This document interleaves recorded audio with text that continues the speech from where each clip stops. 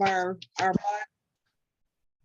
Article 5 of our bylaws, Section 7, absences. A board member may automatically be removed due to absenteeism of more than 3 consecutive absences from regular board meetings. A board member who has been absent for more than 3 consecutive meetings will be asked to appear before the board, and a 2/3 vote is required for removal of the errant board member. Any meeting of the board scheduled and noticed as per the Brown Act shall constitute a meeting for the purpose of determining board member attendance. Okay.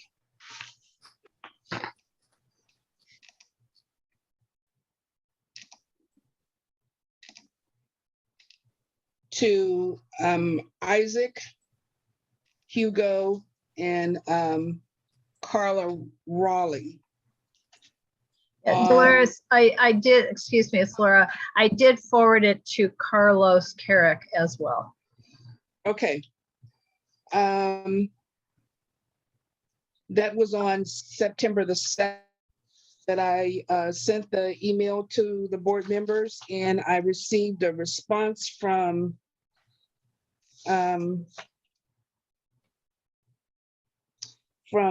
Carla, and she has resigned from the board as of September 15th. And there was another email that Laura sent from Hugh Moore, was it? Who Yeah. also resigned from the board, but Laura was going to talk to him. Correct. Regarding that. You want to give us an update on that, Laura? Well, the update is he's being very, very active still in our homelessness liaison committee, and he invited for Thursday night, successfully invited Mark Ridley Thomas to speak. So he's having some successes. And at the same time, the Department of Neighborhood Empowerment seems to be backing off their insistence that inflexibility on the kind of ethics training he took. He was very angry, may still be, when Gibson called him to essentially to apologize and say it's going to work out. Hugh hung up on him, so that didn't happen. But I would like, if you guys don't mind, a couple days, let's see if he's very happy. He's a really good board member, except for this little glitch. If I'd like to see if he feels good after Thursday night, 2 more nights, and check back in with him on Friday. And if he resigns, because we'll need to do interviews of candidates at the next executive committee either way because of Carla's resignation. Well, he's already resigned. He said, well, I know, but hold on, Laura. He would just have. Oh, you just froze. Yeah, sorry, I didn't hear that, Dolores. Can you say that again? So Laura, has he officially resigned? He submitted a letter of resignation. He sent an angry email to me and Dolores, but okay, I've tried to.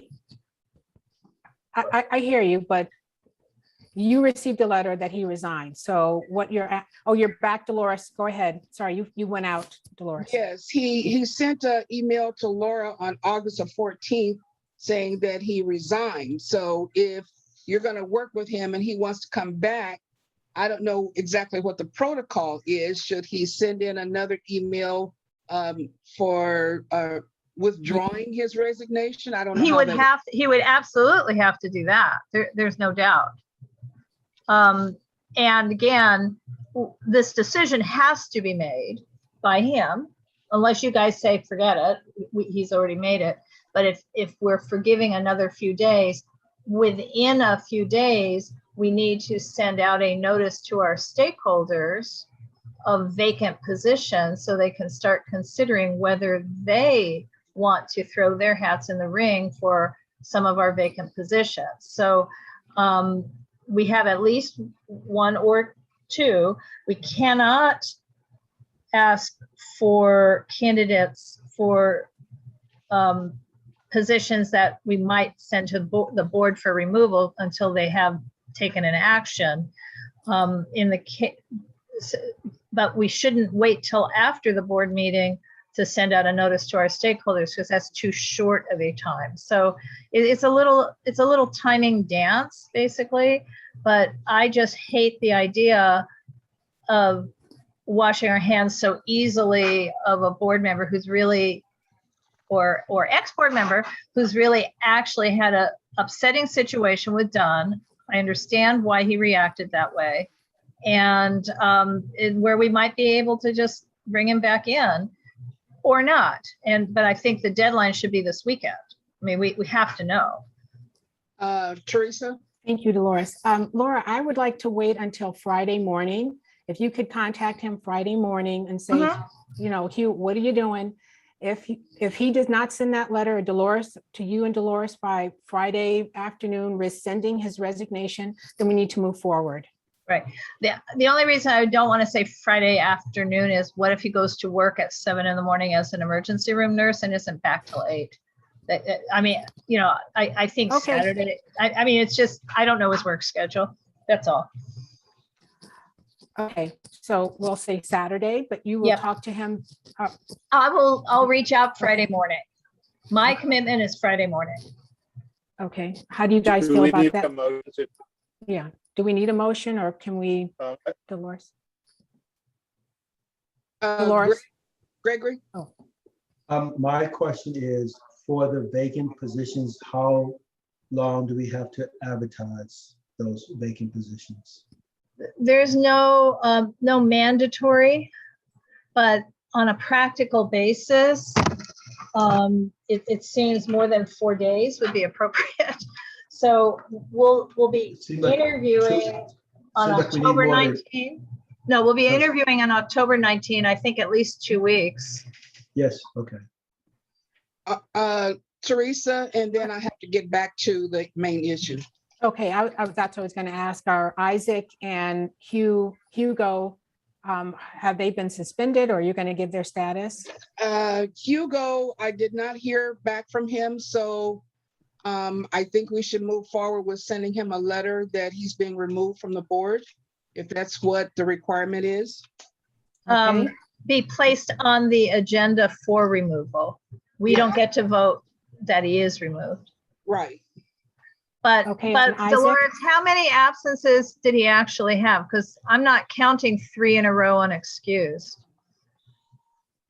He was absent at the August meeting, he was absent at the September meeting, and then Yeah, he was ill at, hold on.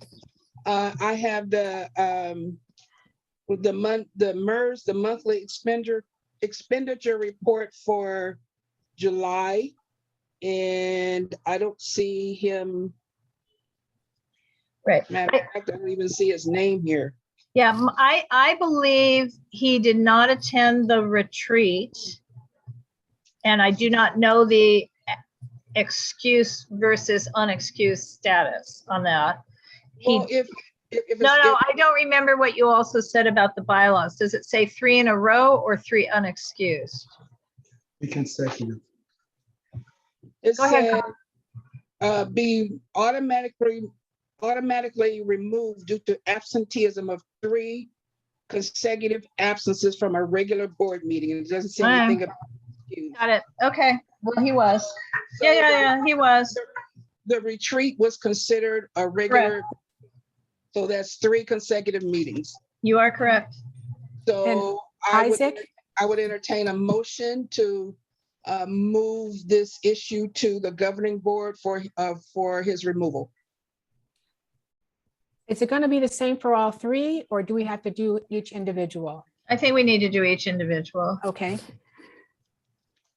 I make the motion that we submit this to the board for removal review. I don't know. Laura, are you putting these things in the chat? I am. Okay, thanks. Is there a second? I'll second. For Hugo, we're talking about All Hugo, right? seconds. We're talking about Isaac. No, we were Isaac, talking about okay. Hugo at the moment. Is that correct? Teresa, were you Yeah, I motioning? thought we were talking about Hugo, Dolores. Yeah. Okay, And who seconded that? Oh, Okay, No, Paul Greg, seconded. Greg Jackson seconded Hugo. okay. Okay, so that's the motion. Teresa moves to submit a removal request to the board for Hugo Rodriguez. Greg seconded. Do we have to vote? And does that require BAC? No BACs at executive. I think we do need to vote. I think to do this, we need we need three, a vote. a vote of three people saying yes. We need a vote. Okay, I can call it, or can we do it by raising of hands? I think hands is fine. Okay, everybody, raise your hand, please. Paul, raise your hand. Okay. Paul, what's your status? Well, I'm on an iPad. I'm normally in a No, no. PC Are environment. I you don't know how raising to your raise hand my or hand. not? I am raising my hand. Okay, so I all just five of don't know us. how to do it. That's okay. That's So okay. all Sure. five. So just say raised hand. Raised hand. Sweetness. Okay, next, Isaac. Yes, I Okay. entertain a motion for. Okay, I make a motion that we bring Isaac, I guess, before the board for considering removal due to absences. Is that the right? Did we just do, here, I can do, Same motion for, same, but our, Isaac's a situation that is different. How so? Well, he hasn't taken the darn code of conduct or any of his other training. And Dunn had, so as much as they were mean, as much as they were mean about Hugh Moore, they're being totally nice and flexible with Isaac, and I don't understand why they are making the difference. but But- the motion's the same, right? Yeah, the motion is same. There you go. Paul, And I will, I'm gonna, who's seconding that? I'll second. I heard a question sort of directed towards me. Is this, do I need to give allowance to hear that question? Sure. What? Or did I misunderstand? I don't know. I thought it was Dolores. Okay, all right, then let's move on. Okay, can we get a hand let's take a vote on moving this motion to the board? Paul, I don't see your hand, but can you just say raised hand or not? His hand's I up. raised my hand. Okay, thank you.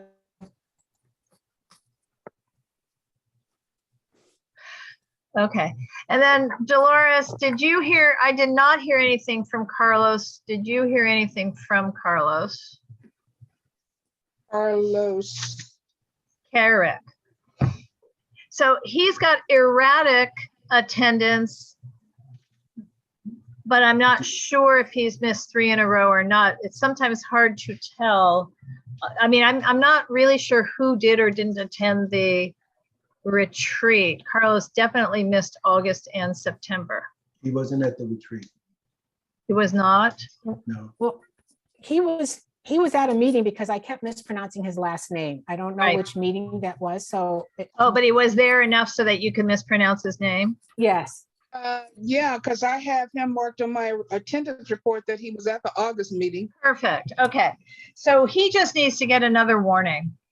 Right. He's not eligible for removal, but he really needs to get a warning because he's also stopped attending committee meetings. And again, he's an at-large rep, so he was participating regularly at planning and zoning, but he's participating nowhere at the moment, as far as I know.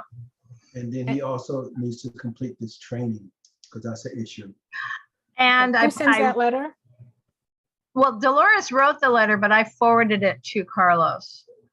Okay, but the second letter, the follow-up letter, who's going Oh, to? Dolores should send a follow-up letter that Okay, nicely says, you're on the edge, You need to participate more regularly.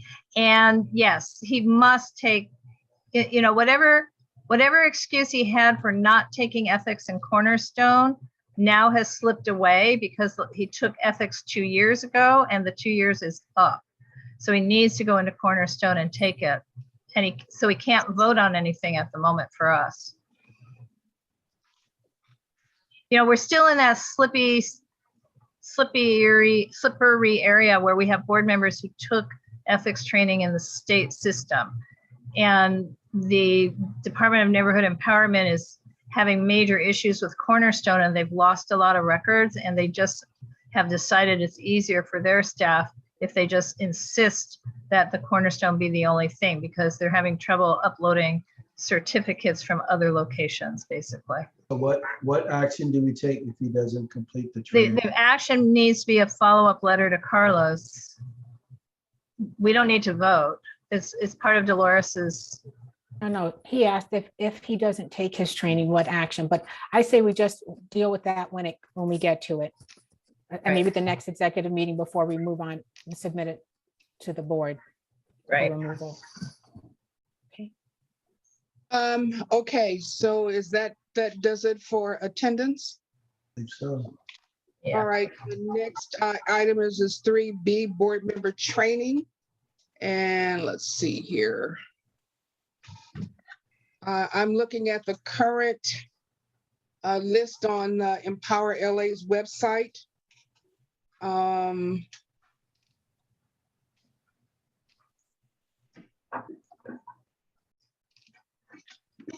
Raheem Dawson has not taken his ethics training. Carlos has not taken ethics. Can you confirm the date that shows on Carlos's? What? Can you confirm the date? It's 2019. There's a month and a day as well of when he did take the ethics.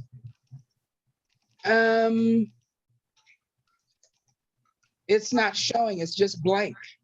Oh, great. Okay, perfect. Like I said, they're having trouble with that system.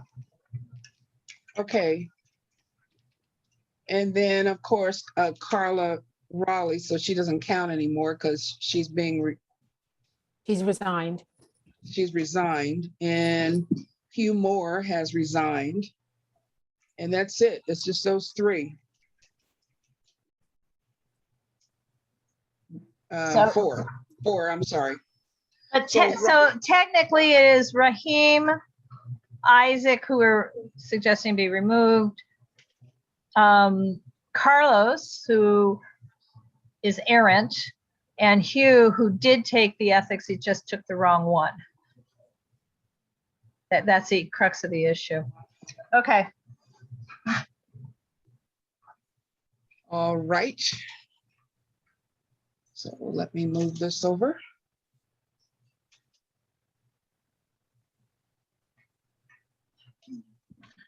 All right. Is that all the discussion on board member training? On the training that they've done, yes. They do seem to be about to launch the new, they meaning done, new trainings. So it's going to make it a lot more complicated. So when we are, who do we contact at Dunn regarding logins and stuff? Kyle Stone. Who? Kyle Stone. Kyle? Yes. Okay, I have sent him as well as Gibson an email with regard, I misplaced my login information. Okay. And I sent them an email and they have not responded. Okay. Did you? I will follow up tomorrow, but if I don't hear back from them, what do I do? I will, excuse me, Laura. I will talk to Kyle and say, Kyle, could you respond to our vice president, please? Does that sound? Hey, Kyle, ever so kindly, would you mind? But let me ask all of you, on Friday, I got an email from Empower LA saying they've created new Cornerstone logins. Here's my new one. And I Right. need to log in and change my password. Did everyone get that email? I did not get that. You sure it wasn't somebody phishing? Oh, go ahead, Greg, sorry. No, I received an email that my username has changed. Oh, I received that too, Yeah. not, yeah. I did Paul? as well. And then I also I received, received an email as well. Thank you, Paul. and I Why also did I get one? received an email for a new training that I need to take. And that's the LBGT training? I'm not, I think so, but I'm not sure because I'm like, okay, that's down the road. I'll look at it. Oh. later on. Okay, Yeah. guys, did you all get hang on a second. Because I got another email a little earlier. I'm going to share it. Try to share it. About the now new training that's required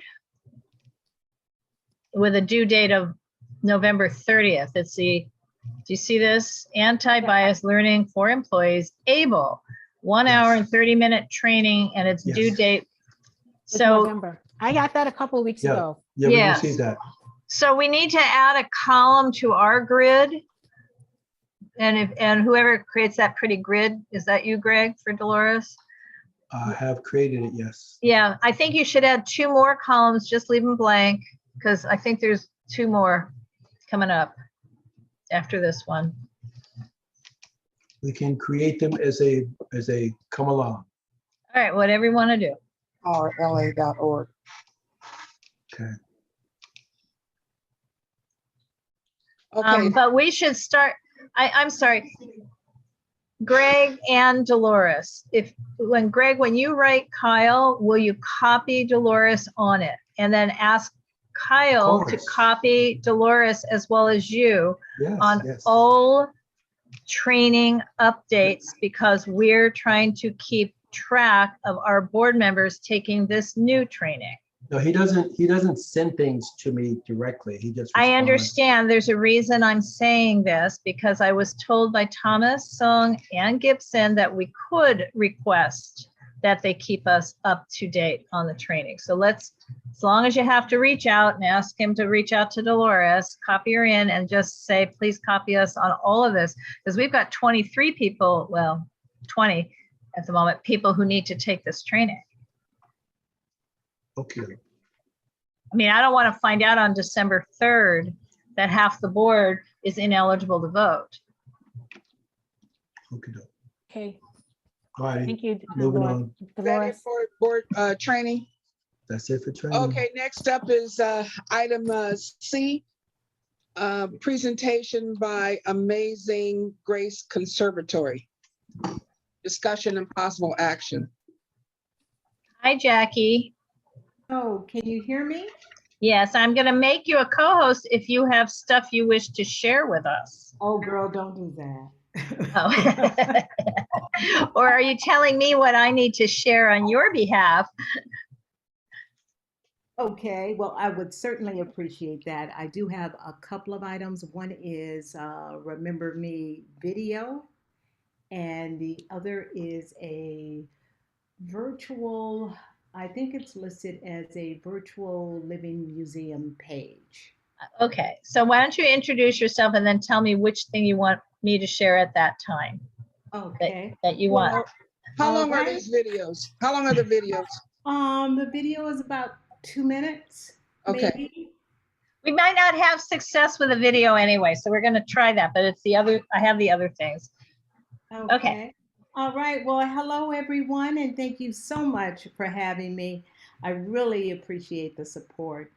My name is Jackie Honore Elam, and I'm the Executive Vice President for Amazing Grace Conservatory. We're located in the area at 2401 West Washington Boulevard. That's right on the corner of Wilton and Washington. About 3 years ago, we applied to the California Arts Council to do a creative placemaking project. And this really came about as we looked at some of the history of the facility that we're in. AGC is what we call it, but it was at one time an old speakeasy. And as we started looking at some of that history, we just got so involved. I ended up in a lengthy conversation with Laura Myers and Billy Green just about all of the things that and the icons that lived in that area. And we put together a grant. The grant was over the course of 2 years, and we know what happened.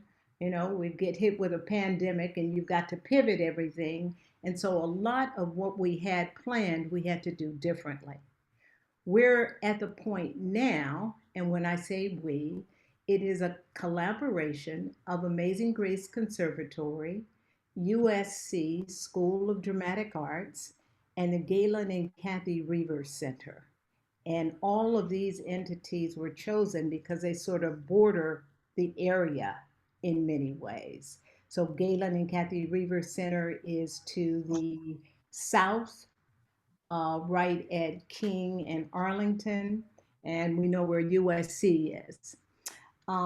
So in putting all of this together, as I talked with Laura and Billy, there were so many exciting things that they had already done, and our initial intent was just to build upon that work.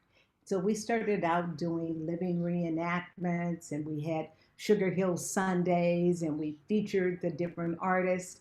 So I just want to show you a sample of some of what we've done, and I did just a short excerpt of the Living Museum. If you'd like to see it, and I hope that you would, it's a beautiful project. It was done by USC, and it's the various rooms of all of the artists from Ray Charles and Little Richard, Hattie McDaniels, all of the artists, but it just kind of comes alive. You won't see that. What you'll see is a photo, but if you go to our website. Here, let me show you I can share the photo for the moment. Okay, But so if you can, I don't know if I did. Anybody see? It's not there yet.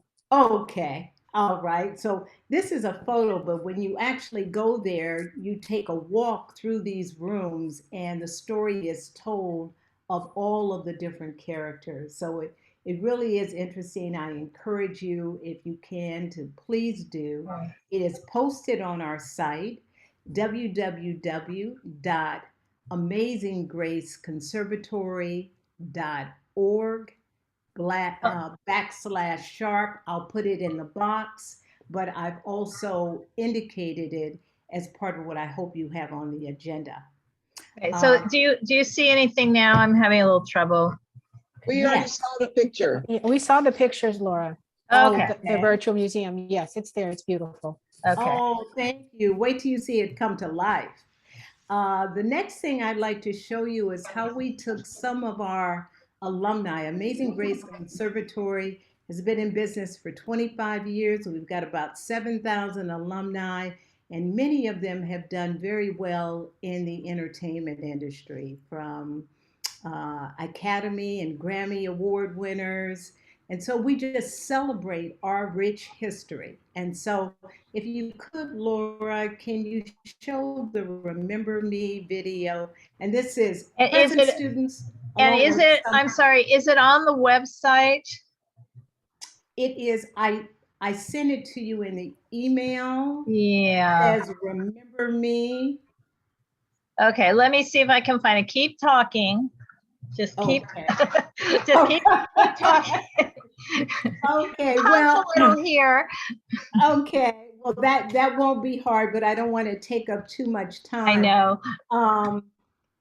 But fast forward to part of the reason that I came today is that we're at now the culminating projects that we're doing, and we have we have a pending project at USC at the Bing Theater that is a fashion show, and our fashion shows aren't really about fashion; they're really about telling the stories.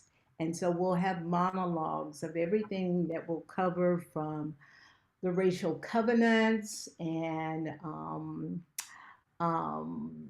to what happened with the freeway. It went straight through all of those beautiful homes. And a lot of the purpose and intent is to bring the past and oh, you got to see this. This will tell you, picture paints 1,000 words. Okay, so Today I'll be quiet. only, and hopefully for the rest of your days. When you see something on the internet that's good, boost that. And you know what, Lizzo? We accepted that challenge. Amazing Grace Conservatory and the Sugar Hill Arts Revival Project. Oh, we got something for you. Watch this.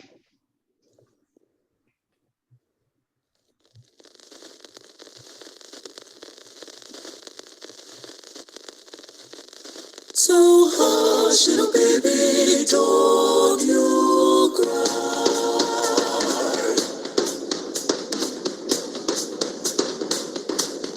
Our head go.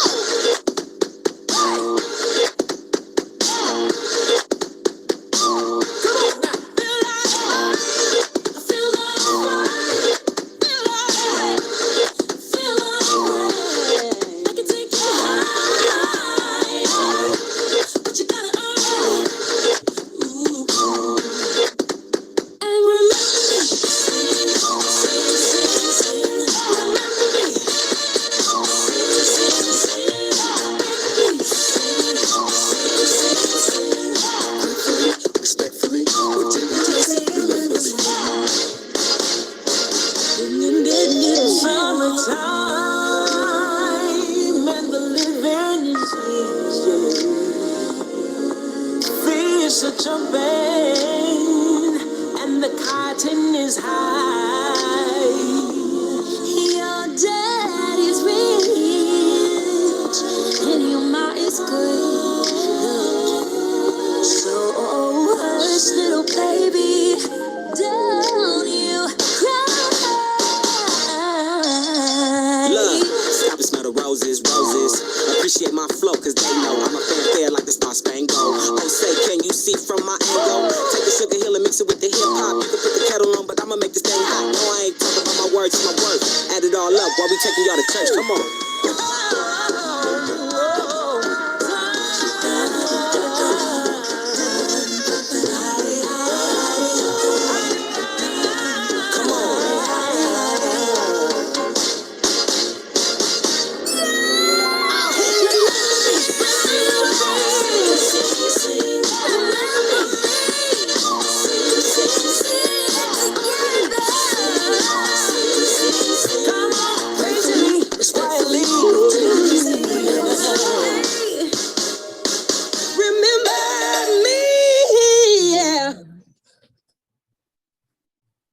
Oh, thank you, Laura.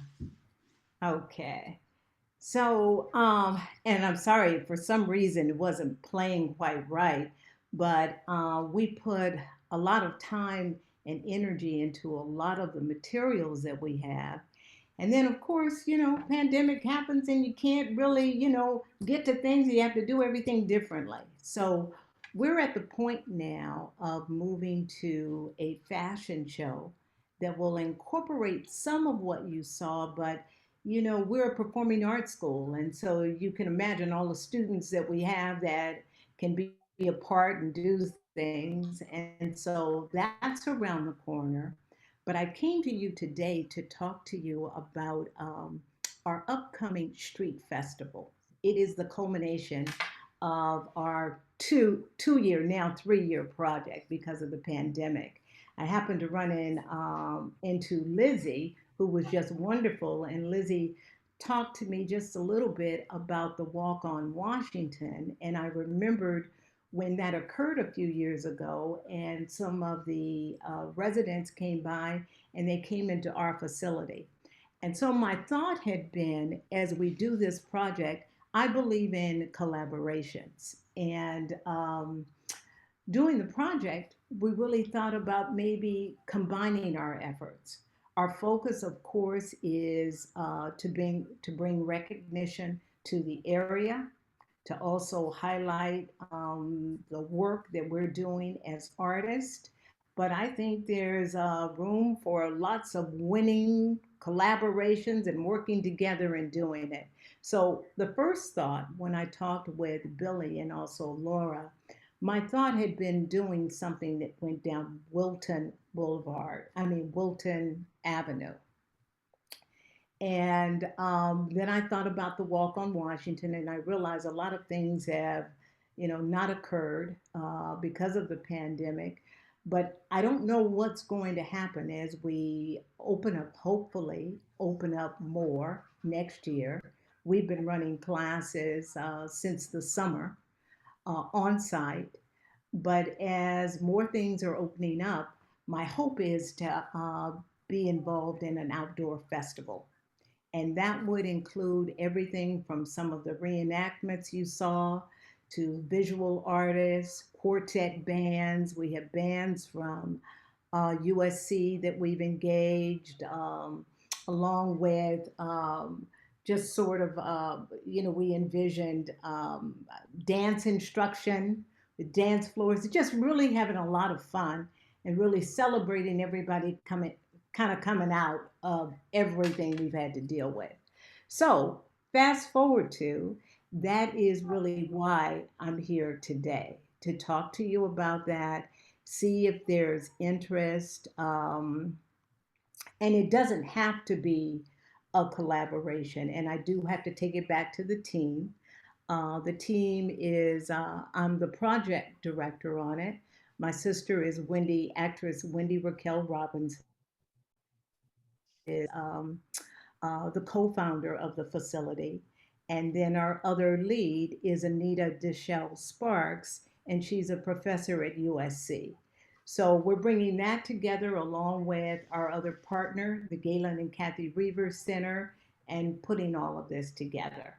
So I hope that kind of makes sense. That gives you a taste. I didn't want to take up too much time, but thoughts? I don't know what is appropriate to ask. I want to follow protocols, but any initial ideas? Jackie, what kind of collaboration do you see UNNC's involvement in the project? Well, Dolores, I know that you have a lot of connection with the community, from the various associations to just the relationships you have. And we have some being a business, but I really saw UNNC as sort of that outreach connector.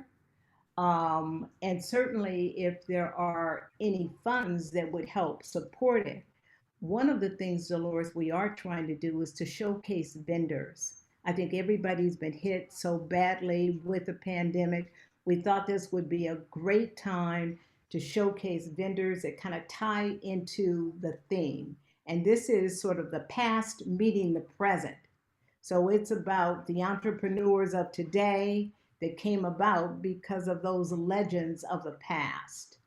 So, in terms of what I'm hoping you can bring, it would be that outreach element, and it would certainly be any funds that you have and can contribute to the project. And when did you say this festival was to come about? We're targeting March, maybe Okay. April. The grant actually ends in May, and you know how long it takes to do a report. So I'd like to have everything done no later than mid-April at the Okay. latest. All right, Laura? Yeah, so the last walk on Washington, or maybe both of them, had a great deal of collaboration. So we had UNNC obviously sort of at the center, but we also had Arlington Heights Neighborhood Association, Angeles Vista, and Western Heights neighborhood groups because they bound. And then West Adams Avenues actually helped support it physically, meaning they how we did it, we divided into 3 spokes, one at Wilton Cimarron, one at basically at Surface, and one all the way down by the library and Truffle Brothers. So West Adams Avenues and West Adams Heritage personed the Truffle Brothers Library location. Arlington Heights handled the Surface Center, And Jackie, I don't even remember who was down by you, but there, it was probably Western Heights. But in any case, we had it sort of manned out that way. West Adams Heritage provided the insurance for the event. And I don't remember, and also a brochure that still exists, I mean, digitally, of the historic buildings up and down Washington Boulevard. So some histories of building, right? It was a walking tour of the boulevard. So it was a big collaboration previously. I don't know what the funding components were, because as you know, it preceded my involvement with leadership. I take leadership things, but I never knew what the funding was. So, and it had a festival on the parking lot of the Amos CME Church. And that festival, meaning vendors, it was nonprofits as well as maybe some people who were selling things. I don't really remember because I was down at the other end where we were doing other displays. And I'm so hoping this pandemic is over sometime. Will it be over by then? I don't know. The added components now potentially would be the Debbie Allen Dance Academy, because they're getting close to completion at Manhattan Place in Washington. But whether or not their building is finished, I would think they'd want to participate one way or the other, to not compete with you, but to perhaps, maybe some other location would showcase their kids, the dancers. I don't know. So I could be very excited about this. And interestingly enough, I was at Truffle Brothers 2 weeks ago, and the Father Miguel, who's the head father at St. Paul's Cathedral on Washington, the Catholic Church, turns out he's really good friends with the Truffle brothers. And they introduced him to me, but then they went on and talked about the time they participated in the Walk on Washington. And he said, oh, I'd open up my church and let them people tour it. So, there's sort of a natural, people want to get together now. Can we pull something off in COVID? I just don't know. Right. But that would be the big collaboration, and the funding would need to come from other sources. If you were to want to make it small, or forced to make it small because that's the only way to do it, and close Wilton Place, you would still probably need UNNC's participation in order to easily affect the street closure. Because these days what they want to do is have a neighborhood council make the request via the council office, as opposed to an individual entity. And you and I talked earlier today, it's very unlikely anyone would agree to close Washington Boulevard at this point. Right.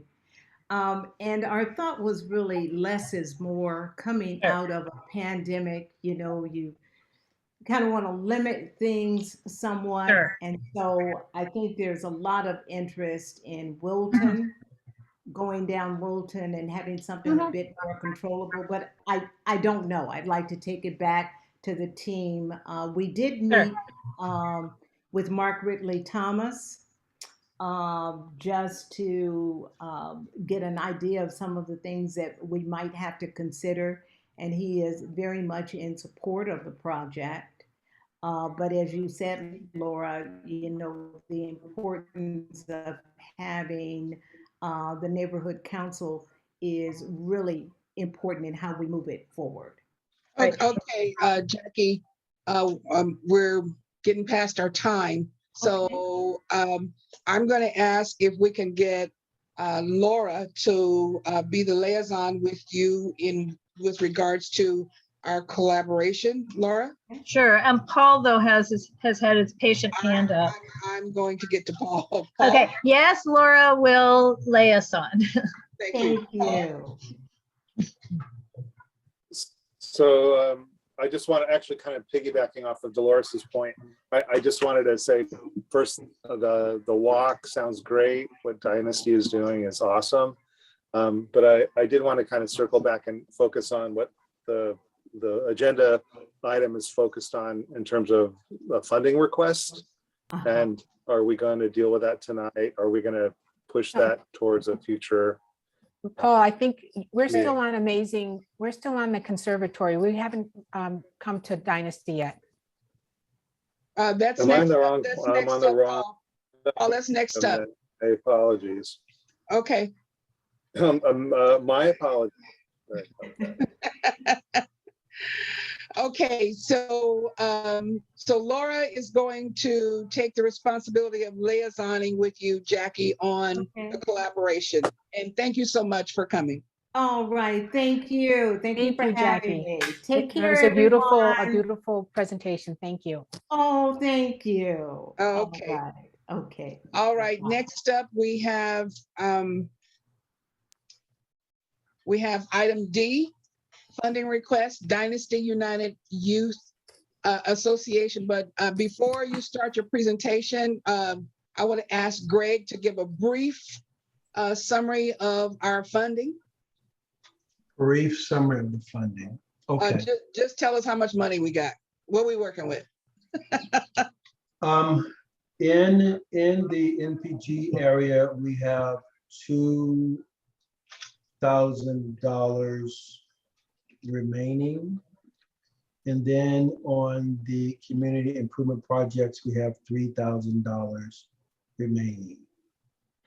So that's the briefest version that I guess I could give at this point. Okay, and then we have 1, 2, 3. Other requests? Yeah, Yeah, but those, Madam Vice President, those requests are covered in other areas in the budget. okay, So this wouldn't affect, so with this request that's before us, it will affect the NPG funds or the community improvement project funds. okay, thank you. You're welcome. All right, Dynasty? Do you want me to show her request? Yeah, put the funding request up Sure. to share. I have capability of doing that? I think so. Sweetness. Okay. Ms. Taylor, go. You're up. Okay, awesome. Good evening, everyone. Thank you guys for having me. I do have my own presentation. I don't know if you guys would like me to proceed with that. Oh, I will stop sharing. My Yeah, I try apologies. to make sure Yeah, I can. You were yes. ready. I'm sorry. I'm sorry. My apologies. Okay, Dynasty, you are now enabled to share. Okay, awesome.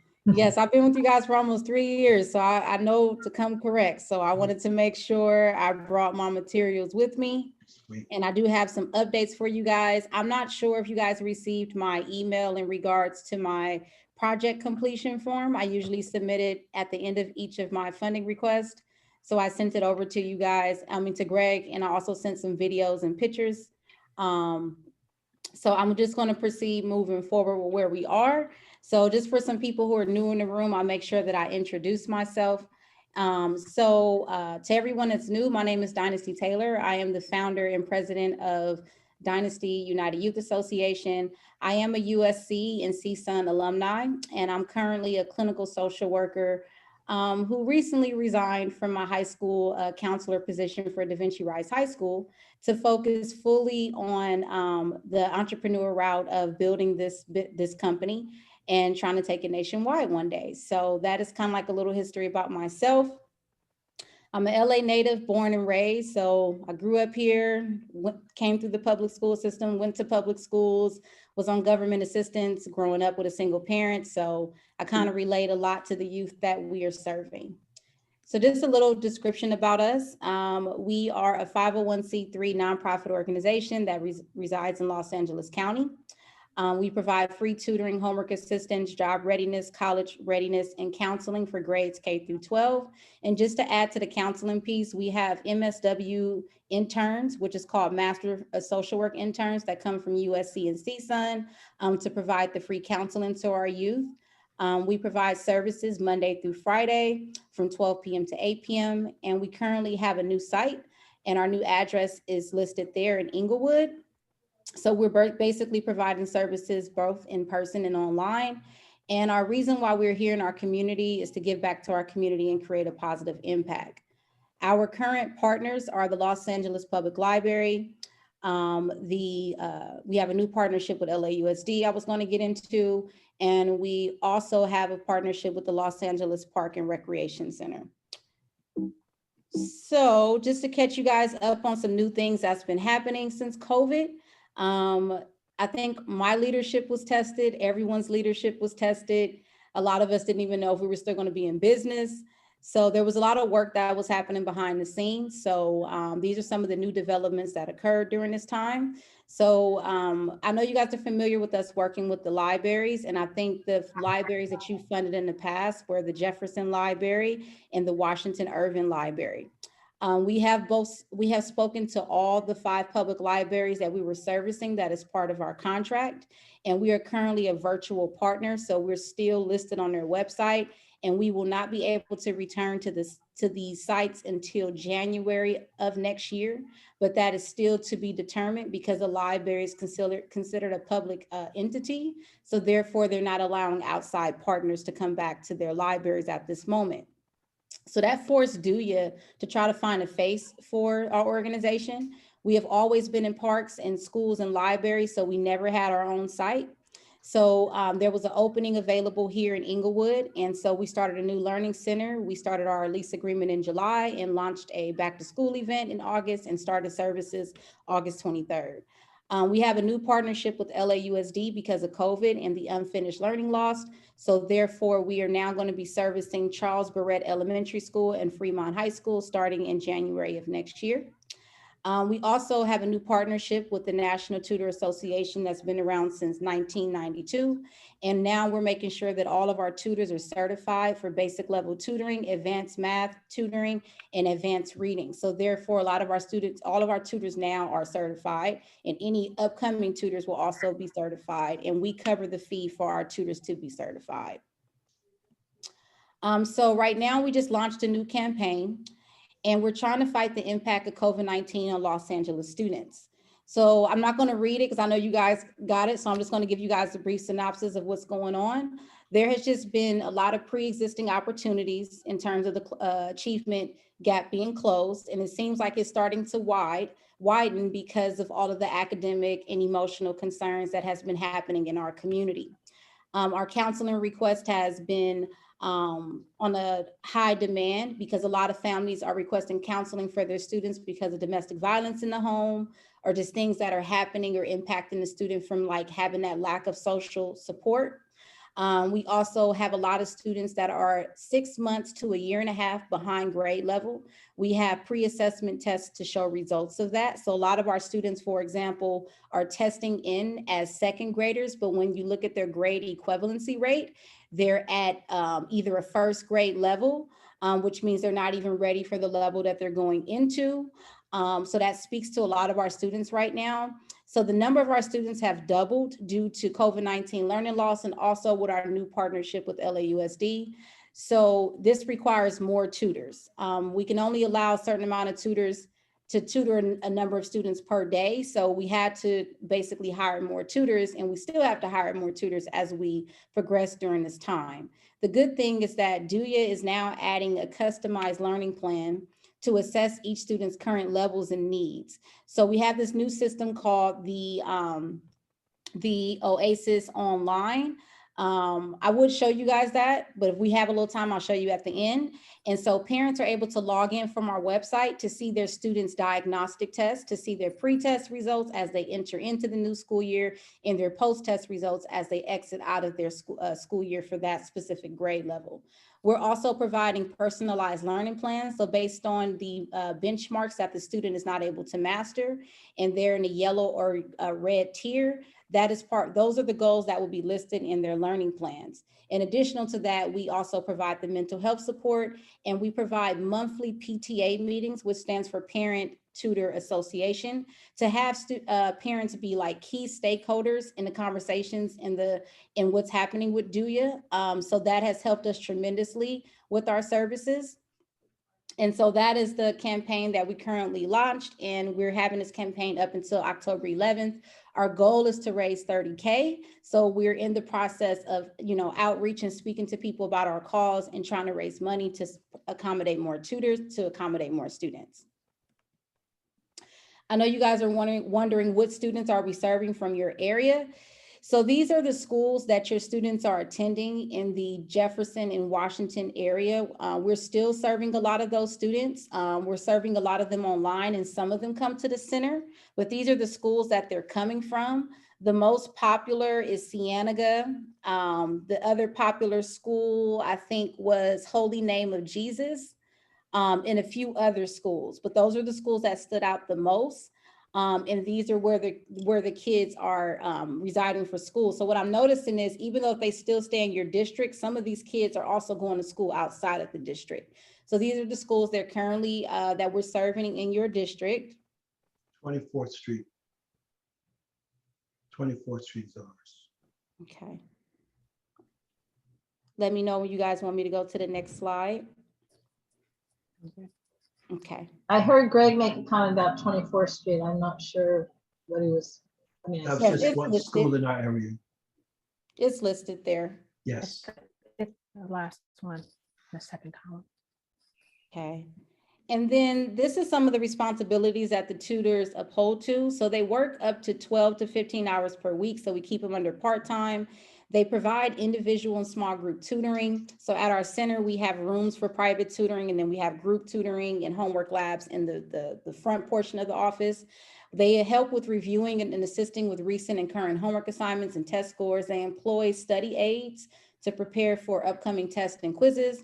They ask students about specific struggling topics or areas that warrant further exploration. They track student progress through our new OASIS system, and they communicate with parents and guardians about the struggling areas or issues that require attention.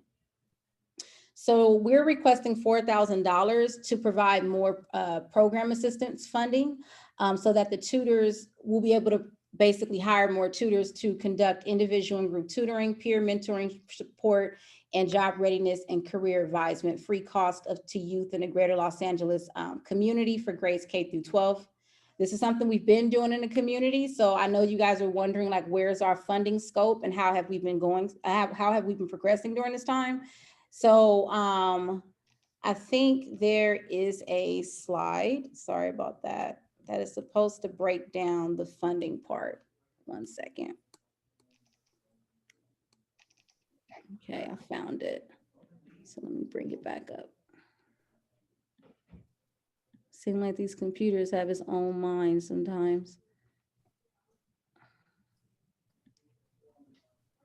Okay. All right, let me go back.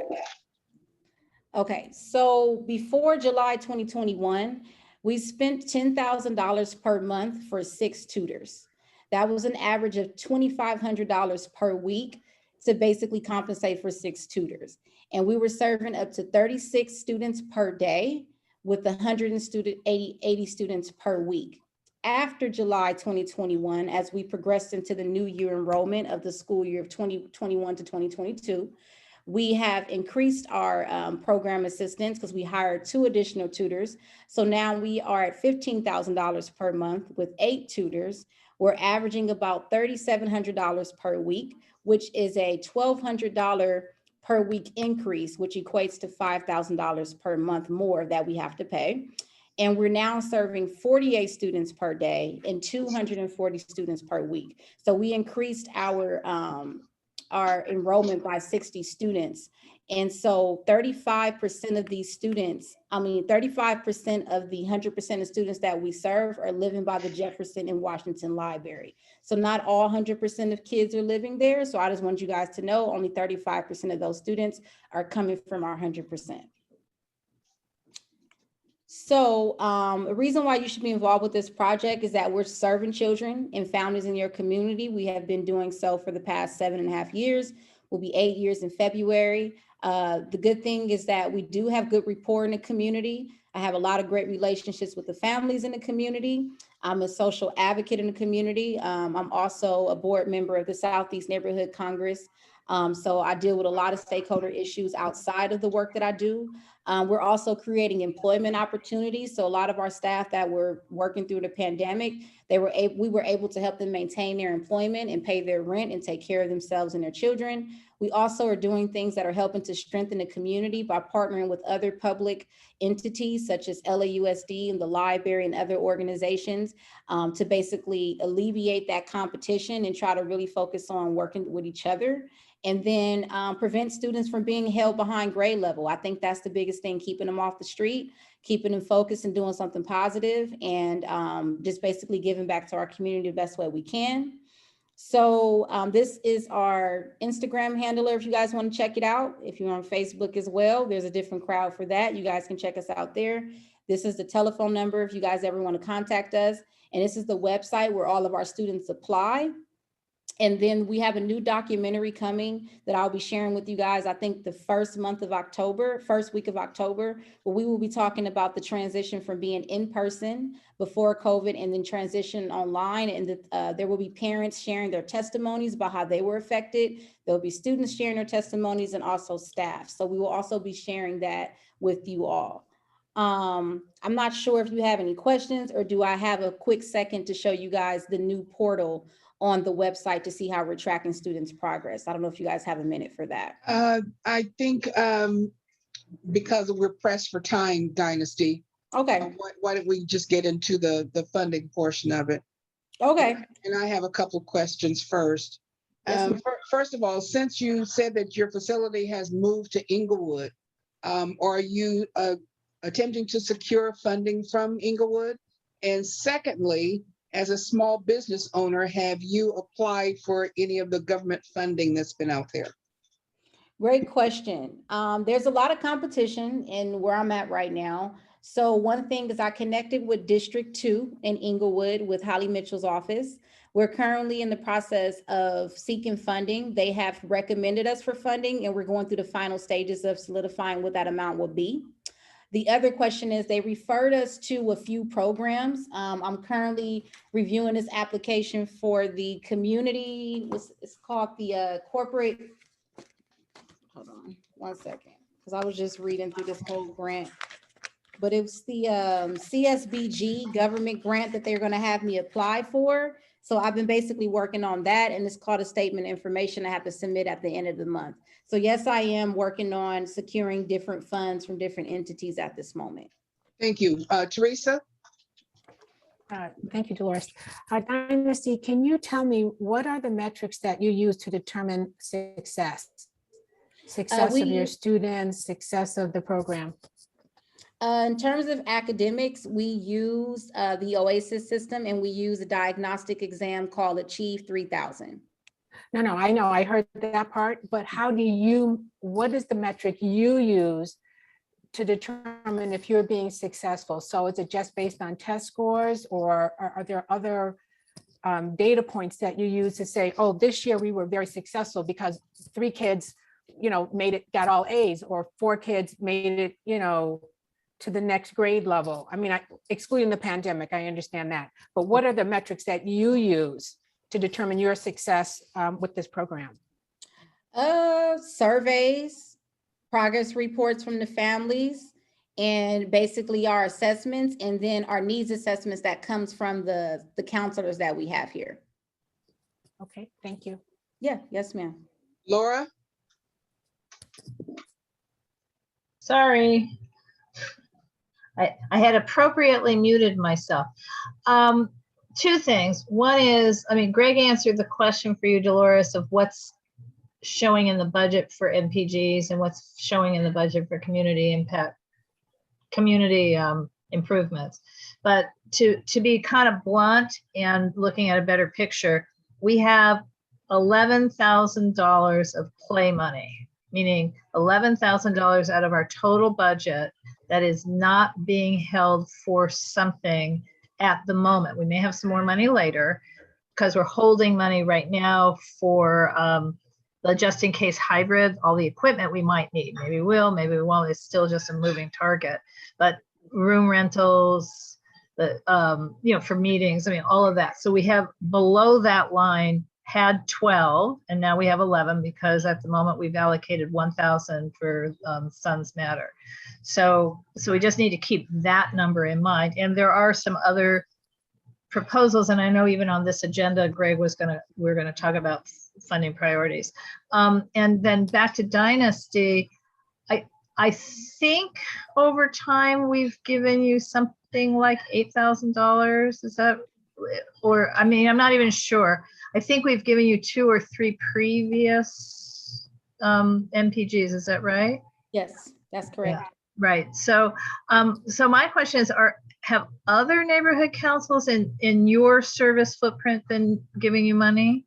Have you even asked? I mean, you have a great relationship with us because and your program is great and we love it. But have you convinced other people to fall in love, basically, at other Yes. neighborhood councils? Yes, like you guys are literally my best friends in the community, and that's another conversation as to I tell you. But what I can say is, just to be fairly honest, it is so hard as a Black business owner to have access to the funding that they say is available in our community. They are giving more funding towards organizations that have been doing this work for 20, 25 plus years. So organizations like myself is finding it very, very hard to access money. Even it seems like it's all about who you know versus your actual work. So it seems like the neighborhood councils have been my best lead of support in tough times. So I have requests from the West Adams Neighborhood Council. They have supported me multiple times. I have funding from the Southeast Congress Neighborhood Council. They have supported me multiple times. And I've also received funding from Park Heights Neighborhood Council. So all of the 4 neighborhood councils that I'm naming that has been around the libraries, you guys have been supporting Dewey, I think, for the past 3 years. And so what happens is usually I keep in touch with some of the board members there and they're just like, hey, Dynasty, I hope all is well. How are you guys doing? Do you guys need anything? And that's like some of the reasons why we end up reaching out. But every neighborhood council that's in our neighboring districts have supported Dewey. So even if you guys can lead me in the right direction, I write grant proposals. I've been writing them for a while. I've received up to 115,000 before. I've been doing it for a few years. So if you guys also can lead me in direction of any committee meetings I need to attend, any hearings, or just any government funding, it can really help my board be able to be led in the right direction. Because it's very, very hard. It's very hard. Because it does seem obvious to me with the ones you named, the one that's missing would be Nandasi and North Area Empowerment Congress. So because even our schools like 24th Street Elementary, most of the kids live in Nandasi but walk a few blocks, because Western being the boundary. So that would be Cyrus Mason. I mean, and I can introduce you. I mean, I can put the 2 of you together on an email. That's not a problem. But I am just concerned fiscally that we not spend all of our money in the first quarter, of a fiscal year when we still don't know. I mean, my problem is just conceptually that we don't know what our expenses are going to be. And they may be 0. We may be on virtual meetings all the way through the end of this fiscal year or not. I mean, it's still so up in the air, but we've got money set aside for meeting in person. So that's just where I'm coming from. I understand. Okay, so are there any recommendations with regards to the funding for Dynasty? Yes. Greg? I will recommend that we can talk about the dollar amount, but since this is serving the students of our community, I had questions about the number of students that were being served, and she addressed that issue when showing the percentage of students that she's serving. Since the education is extremely important for our community, I'm recommending that we move this request forward, and then we could modify the dollar amount based upon the budget that we have, because this is, to me, a major investment in our community. It's real live work. It's where the work's at. So you're recommending that we move the the funding request forward and let the Yes. governing board decide on the amount? Yes, yes. And what we can do is Laura she talked about the other funding issues.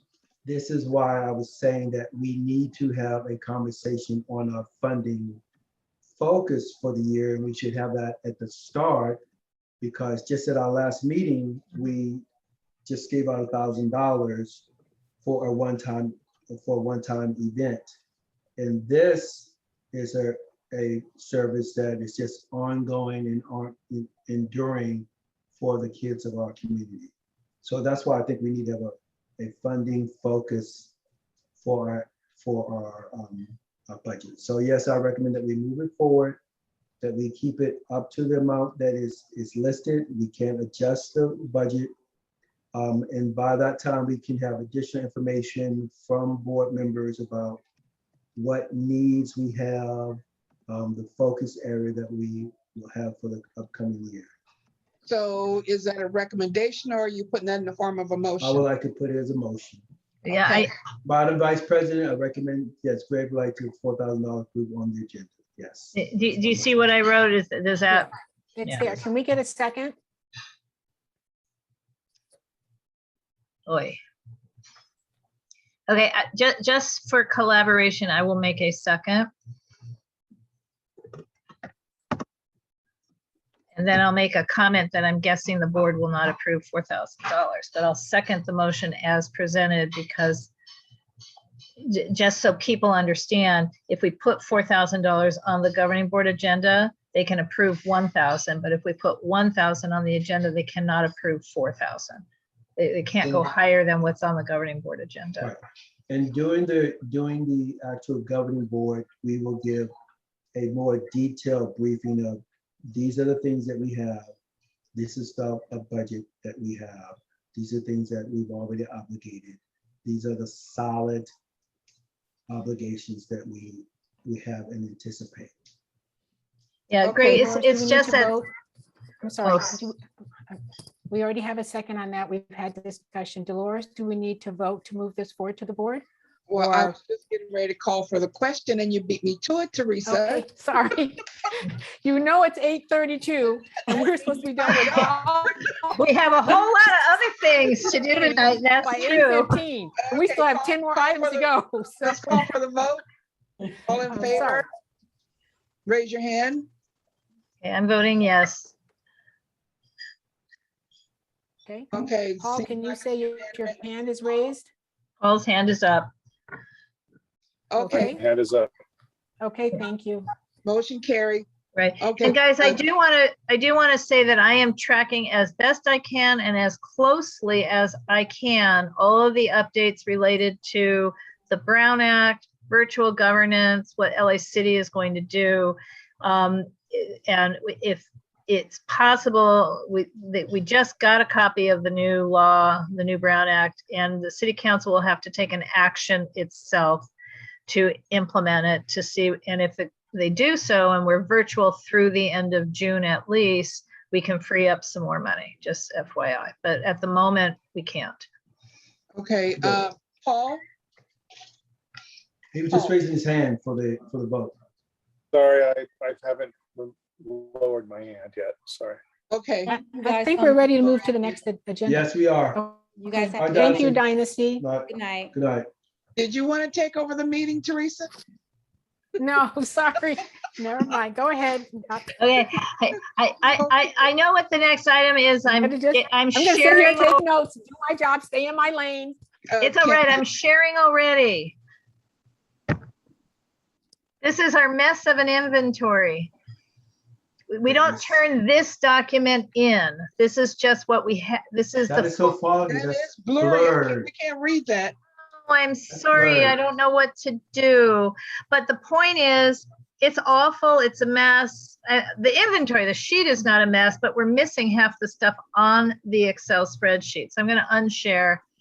And Greg, thank you for sending me what you have. It actually sadly raised more questions like, where did we get the second projector? Because it's not on the inventory. but I've also found the answer to the what happened to the movie screen. It was in the firehouse, so thus it's thrown away. So basically, here's the update, you guys. And Greg's got his hand up. I'll lower it. I'll lower it. Okay.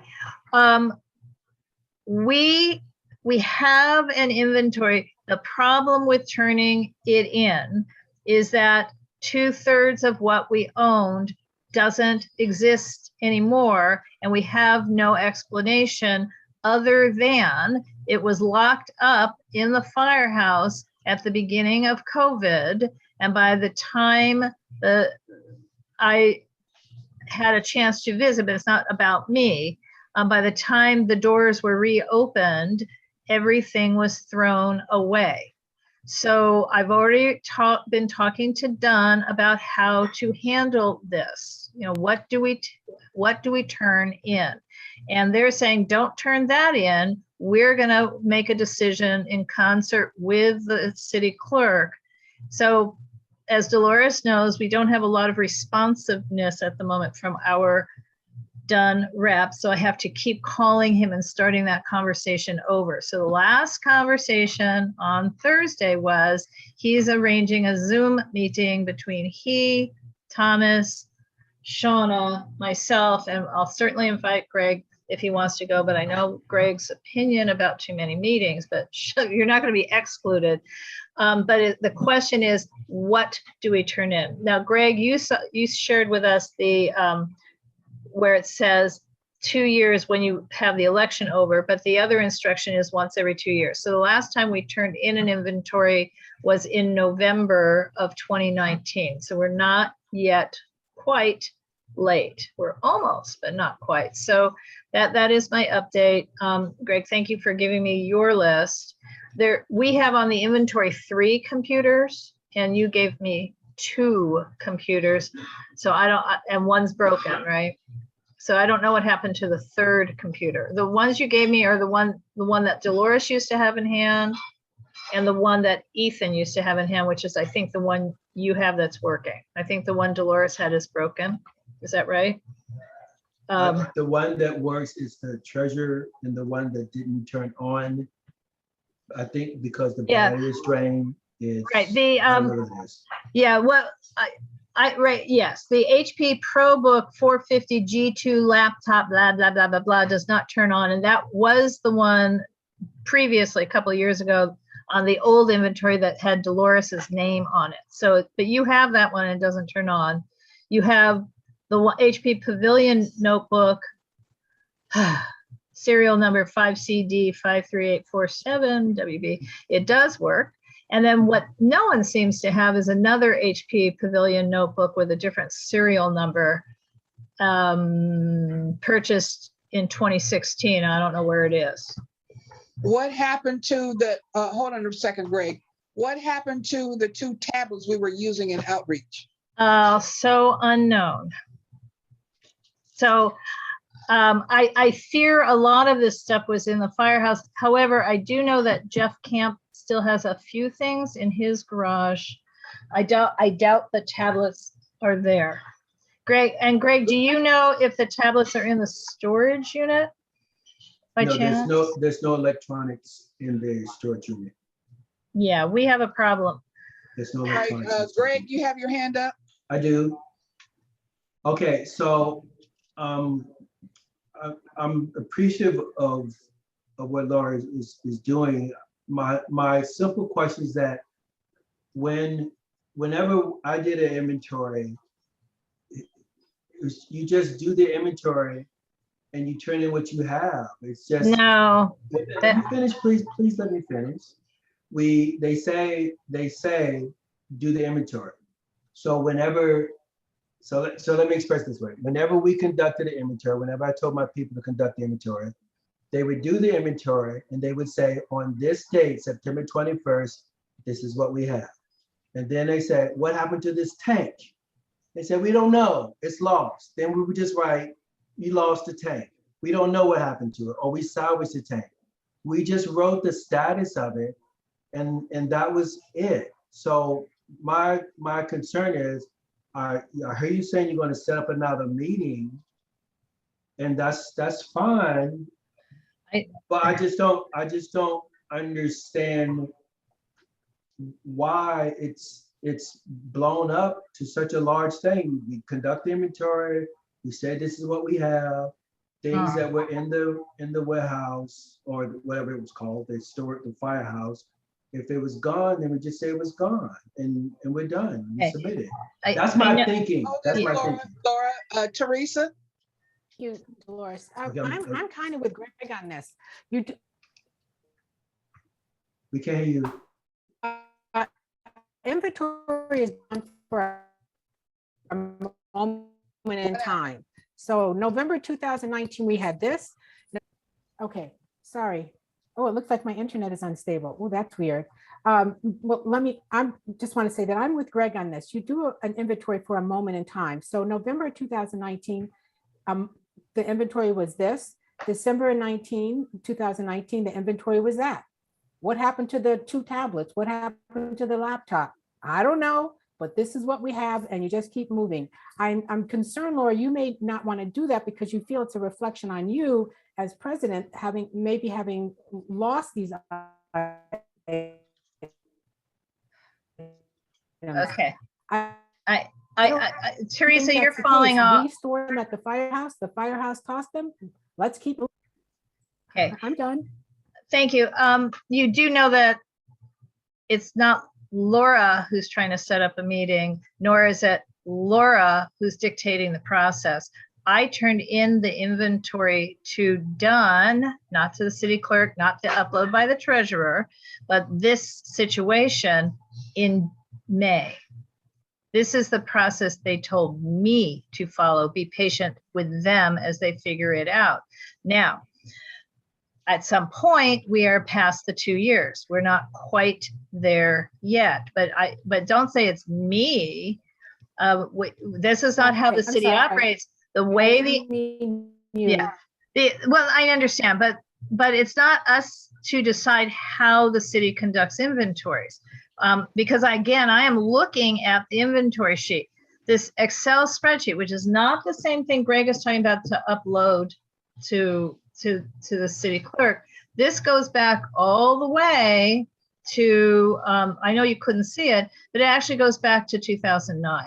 And we're supposed to include how we disposed of things, not just what we have, but where we got them, and then what we did with them. And some certain things have to be approved by Dunn for disposal. So I'm just looking at a long sheet that goes back, well over 10 years. And that's what I showed to Gibson and to Thomas. And they said they need to, in other words, this is a problem. It's not just, oh, hey, we'll do what we want. Okay, Laura. Hold on. If an inventory Teresa,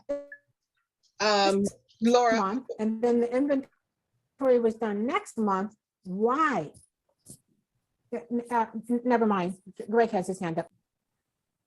You keep breaking up, Teresa, but at any rate, my thinking is it's okay if you want to have a meeting with whomever down at Dunn with regards to this, but we have an obligation to get that inventory in.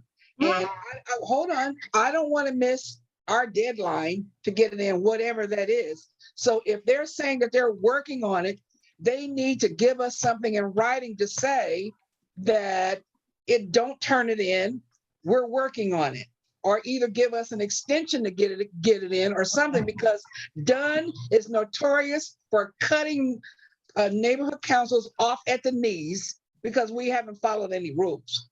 All right. So we need to have something in writing to say either that they're giving us an extension on the deadline or don't turn the report in because we're working on it. We need something in writing. That's just my opinion. Greg? Well, yeah, I just want to follow the rules as they're written, and yeah, if they give additional instructions on what they want us to do, that's fine. We're willing to follow special orders. But my concern is that once we have the report done, completed, then we have to bring the inventory before the board. We have to say, this is our inventory. We have to do a B Okay. and C, and then I have to submit it. And then, yeah, the last one that was submitted was in 2019. Yeah, November. I have a Yeah, copy. 2019. So yeah, so I'm interested in this because I have to submit it.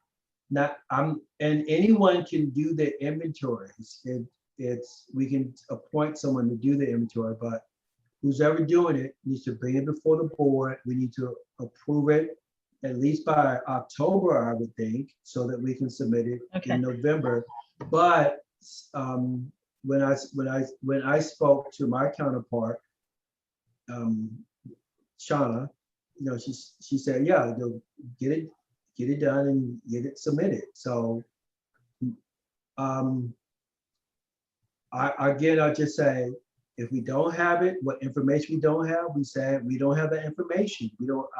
I don't feel like we need to belabor the issue. We don't know what happened to it. We just say unknown, don't know. Because that's the best information that we have. Okay, So Paul, I'm done. Paul, Yeah, so a question on the inventory that was in the fire station. Whoever was in control of the fire station, do we have like confirmation from them explaining, at least for the inventory that was there, Yes. what happened other than just weird? Well, yes, I do. The roof was leaking throughout the second floor, and they just decided everything was disgusting. We had a whole room. It said on the outside of the door, CD10 UNNC.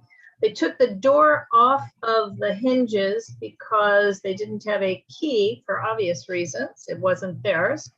This is a new nonprofit. I mean, we've met them. They came, they presented. They're not bad people. I think it was the contractor just made a decision, but took the door off the hinges, door sitting in the middle of the room, and they basically removed everything that was in the room and threw it away. The only things left are the pictures on the wall. So what's gone is an awful lot of stuff that may have been gone previously. Do we have an inventory of what was in that room? Yes. Well, I have an inventory from 2 years ago of what was in there, so pre-COVID. But they threw away metal filing cabinet, brown naugahyde straight back chair, brown naugahyde armchair, oak desk, blonde wood sofa table. I mean, yes, there's a lot. I have the inventory. It's just all gone. And some of these items were purchased by Dunn and given to us. So yes, but okay. Here's what we're gonna do, because we got to move on. If they don't tell us otherwise, this is the inventory, we'll have to put this on the agenda, and this is the inventory we approve on the October 7 board meeting, and so we'll be there. So, I mean, it's that simple. Okay. That will give Dunn a deadline to tell us otherwise. Sounds good. Is that fair? so the action is that we're going to move this forward to the governing board. It'll be on the agenda. Okay. Yeah, we don't need to vote because it's just what it is. All right. And next up is item F, is a stakeholder citizen award presented by Teresa. It was just an idea, actually, Dolores. Let's save it. We can table this. We have so many other items. We can table this for the next month. I'm totally fine with that. Okay, table till next month. Thank you. Item G, update on outreach supplies and distribution, discussion and action. So I wanted this on the agenda because I'm not exactly sure what's happening. I know you said that Dunn said that we had a deadline before we could do in-person outreach. But I just wanted to know where we were as far as the current supplies. And I know that we're going to be discussing future purchases for outreach when we do this going to the apartment buildings and other places. But I just wanted to know what we have currently. Do we know if Jeff has anything. I believe I have this stuff. It's in storage. is in storage. And do you know what we have in storage as far as supplies for outreach? I can't give you a count, but we have like boxes of pens, we have some cards, we have some, I think like some magnet things. Do we I have can't- any of those little orange flimsy bags? Bags, yes, we have boxes of those. Boxes? Boxes, yes. Okay. Greg, So you, what- wait. Are there in storage? Because I don't think Lizzie and I saw them when we were there. Well, I took them out of storage and gave them to Lizzie, and then I think I was thinking when she was finished, she would put them back. She didn't use them. Okay, Lizzie's here. She could answer that herself. Hi, Lizzie. Lizzie? Hello, everyone. Hi, I have Lizzie. nothing. What I had was a handful of the canvas of Yeah, the that's what she- fancy bags. That's what she's asking. No, she's asking for the flimsy ones, the little ones, the very thin. I don't think we saw any, No. Greg.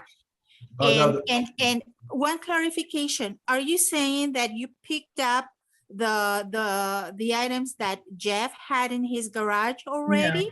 No, I know nothing about items in Jeff's Right. garage. That's Okay, news to so- me. That's crucial. We need to know what he has because Laura suspects that he may have the flimsy bags. We need the flimsy bags. Dolores wants flimsy bags. Right. Thank you. You want flimsy bag, Dolores?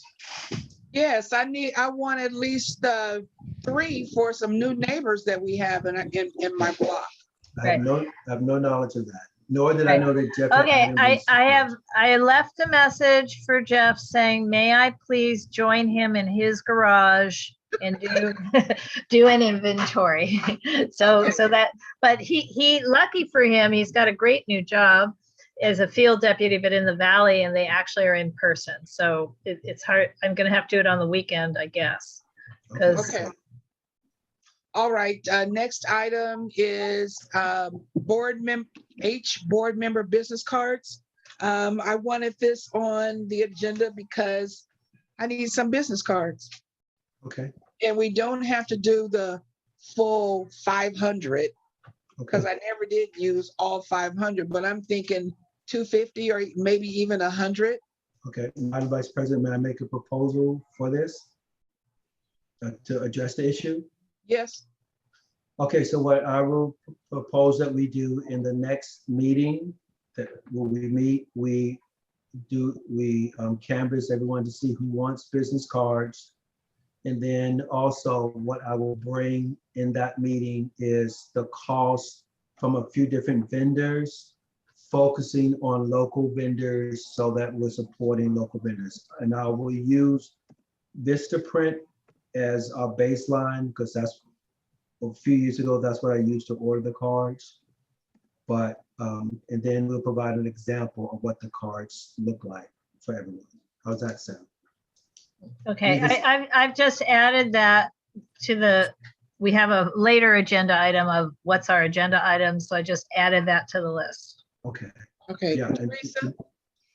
Thank you. I hope you can hear me better now, Dolores.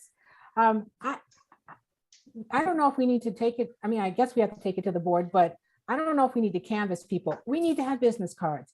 I was out talking to somebody about these trees and this whole thing going on, and I wanted to go, here you go. I represent the West Adams Avenues in the UNNC. We need them. It should be a standard thing. I know we don't have a lot of money, blah, blah, blah, blah, blah. It should be a standard thing. You become a new board member, you get a business card. I don't think we need to canvass people. It should be something that we automatically get. Yes, but if they're gonna waste them and not use them. Okay, I don't care. That's irrelevant. Oh, I may use mine. okay. I may use mine. I'm good, I'm glad. I'm just, I don't wanna waste my. It's Laura? okay. Sorry. Yeah, Teresa, I since you are actually a bit of a tree hugger, right? I think the canvassing could be, do you want 100, 250, or 500? Don't give them the option of yes or no, just the number. That could be the canvas. Wow. 100, 250, or 500. And Greg, could you please get the prices for those? Yeah, I that's don't, what I that's what don't think said. it should be 500 because I just don't. I think 100 or 250. I will Or provide just, all the okay, limit it to information. that, but that's the canvas would be the number, not yes or no. Right. Okay. Okay. Okay. Okay, that is- Let me see. next? Wait a minute. This upcoming governing board agenda items, but I want to move to You want to put that down later? move it later. Okay, And so let's go to J, approve UNNC funding request forms for outreach events, neighborhood community improvement projects, and administrative funding requests. okay. That's a Laura item. So did you guys go on to the agenda packet and see the sample, the update? I'll take my hand Yes. down. Do I need to share them or just explain why we have them? I have them. I don't know about everybody else. Okay, I'll share one. Well, first, actually, in order to do that, I have to do something else. Sorry. So the explanation is, while I'm looking for the actual thing to share, is that when I go on our website and we have a whole pull down menu for funding requests, which include forms, those forms are woefully outdated. They were created in the year 2014, and they say wrong things. So for example, they say, for purchases, the treasurer accompanies you and uses the UNNC Visa card, which of course, the treasurer's not allowed to have a credit card anymore because other treasurers in other parts of town stole money, basically. And B, we don't have a Visa card. So what I wanted to do was update our forms. Having trouble. Did a form just come up? Because that wasn't really what I meant to do, but is there a funding form up there? Yes. Okay. So, There's a so document.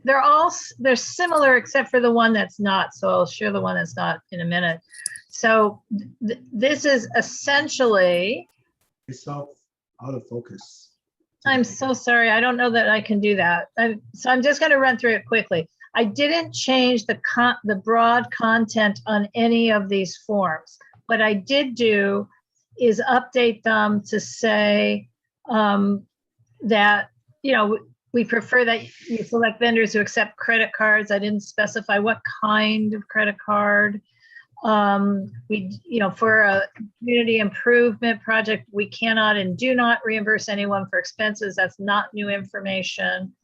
And then it's the same, even if it's fuzzy, all the same questions that were always there are here now. The footer is now different. It says 9/15/2021 instead of the year 2014, and everything else is the same. So I just want to assure you that what I changed were the things that were wrong. And I didn't change the things that were the core of it. The one new one that I did is, here, I'm going to stop the share and try this again, is an administrative request. And let's see if I did this right. So basically, this would be for when we, as an executive committee officers, want to do a funding request, or if committees are requesting committee expenses. So Greg, it's really close to what you did. It's just that there's a paragraph, there's reference to committees. So I don't know if you can see this one. No, No, I crap. just pulled it up.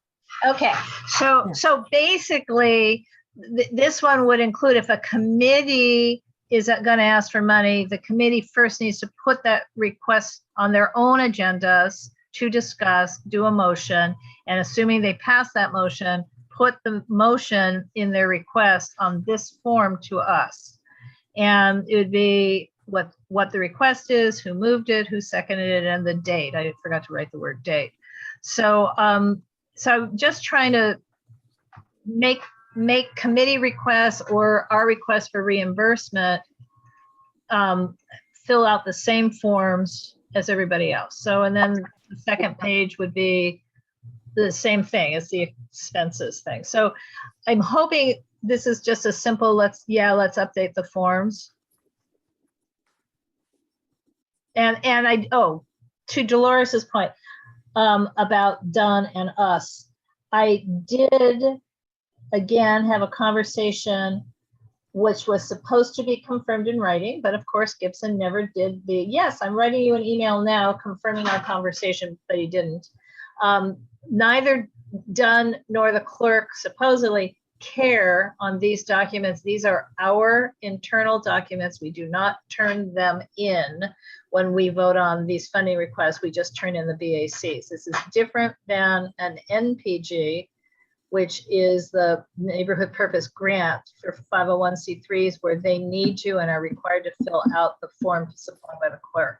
The city clerk's office does not have forms for our other categories: outreach, administrative, community improvement projects. So, but Gibson said it's not a problem. There's no policy against using our own forms, and we've been using them for years. So I'm going to stop the share. And again, hopefully we can just. So this is to move the forms that the administrative forms that you created, move that to the board for approval. If you, Dolores, and Greg together think we need to have a board approval on the forms, then yes. If we can approve our own executive forms, then no. First of all, I would like to know if you guys approve them. Either way. Well, First of all, I couldn't see them because it was blurry. And Oh, sorry. when I pulled up the package, that wasn't included in the thing that I have. No, it's there. It's in a folder called funding. It's a different folder. Yeah. It's So what? It's a different folder. It's several folders. Dolores, when you go into the documents, there's a folder that says funding request and funding forms, and you have to click on that folder and then you'd be able to get them. I was able to get them and print them off. So I'll read them, and then it's just administrative stuff. I don't think we need to take it before the board, but I'll read them and give input on them. Yeah, you don't think they need to go to the board? No, because it's not. No, it's like updating the website. It's not. Yeah. It's not like. So Greg, you and Laura will just, if you have any comments, you'll just get to Yeah. Laura. Yes, Okay. Yes. And we just put them on the website and say, here you go, it's new forms. Okay, fine with me. That's Okay, cool. 3 minutes. All 5 right. seconds. Then next up is What's next? K. Communications Committee requests funds for Facebook and Instagram boost on an as-needed basis for a general outreach of $150. Discussion and action. Greg? They already have money for that. So unless this is just being done to CYA. Well, let me come on, please let other people talk, please. They already have funds for that area in the budget. So unless this is just part of us just saying, okay, this is the money we set aside, and then we're going to execute it, and just the paper trail of that. But the funds are already there. So Yeah. So we don't need to approve funds per se, but we can say, yeah, they're bringing the request, and then we're moving forward with the execution of this. Yeah, Greg, what's happened is that I'm a little nervous. Last year, we did do a $250 actually for the year. And I uploaded the BAC once and then never did again, and nobody questioned it. But I realized this time we haven't done that motion. So I do feel it's a CYA situation. Okay. Yeah, I'm not against it. I'm just letting people know there's not a budget adjustment necessary for this. The money's No, there's no budget adjustment. It's in the broad budget up on the above the line. It's not a new thing. It's just that it's just that on that admin package, it's very unclear what things you do have to vote on and what things are just included. So for Let's vote example, on the it. hard drive, we thought it was just included, but no, we have to Let's vote vote. on it. Let's vote on So it then. what, okay, what are we gonna do about it? Move it I want- forward. Yes, I vote that we approve this request. Can I get a second? Laura I- second. Second. Oh, Laura, No, Paul seconded. He hasn't had a chance to do it yet. Yes, he has. Okay, moved in second, all in favor? Yes. yes. Aye, okay. Laura, Se- Yes. Paul raises his hand. Paul, My hand's raised. okay, I You raise my hand. thank you, Paul. All right, next up is L. Same, What? same thing. That's the same issues. We already have money in the budget for this area for outreach. So it's no requirement to move money around or reallocate money. It's just that this will document the formal request to spend money. Okay, so I'll entertain a motion to approve the $500. I'll make a motion, we approve the $5 for outreach. Can I get a second? Laura can second. It's moved in second, all in favor, raise your Aye. hands. Thank you. Next is a funding request for office administration purchase of a remote hard drive data storage for $110.24. Discussion and action. Make a motion that we approve the request for the hard drive for $110.24. Can I get a second? Laura can second. Moved in second, all in favor? Raise your hand. Aye, hand raised. My hand is raised. Aye. Paul, I think he had he might still be here. He said he had to leave at 9:15. Paul. He has a bad connection, however. So, Okay, it's passed though. We got Oh, yeah, one, it two, passed. three. Okay. It passed. Paul, all Oh, right, only 3 people voted yes on that? No, Laura voted yes. Oh, okay, and I voted yes. okay. I'll lower my hand now. Okay. Next up is N, possible letter relative to Cal Greenworks, including a letter regarding UNNC support for tree planting, watering and maintenance efforts in Jefferson Park throughout UNNC's footprint, discussion and possible action. Okay, guys, can you see this one or is it fuzzy and hard? It's blurry. Ugh, Everything's blurred. everything is blurry, so I don't know what to do. Can Let you me take it just from the Google read. Drive? Take it from the Google Drive. Unfortunately, I didn't post it in the Google Drive, but I can post Oh. it now because I was still working on it. Let me post it now if somebody else, Yeah, I'll try to show it. okay.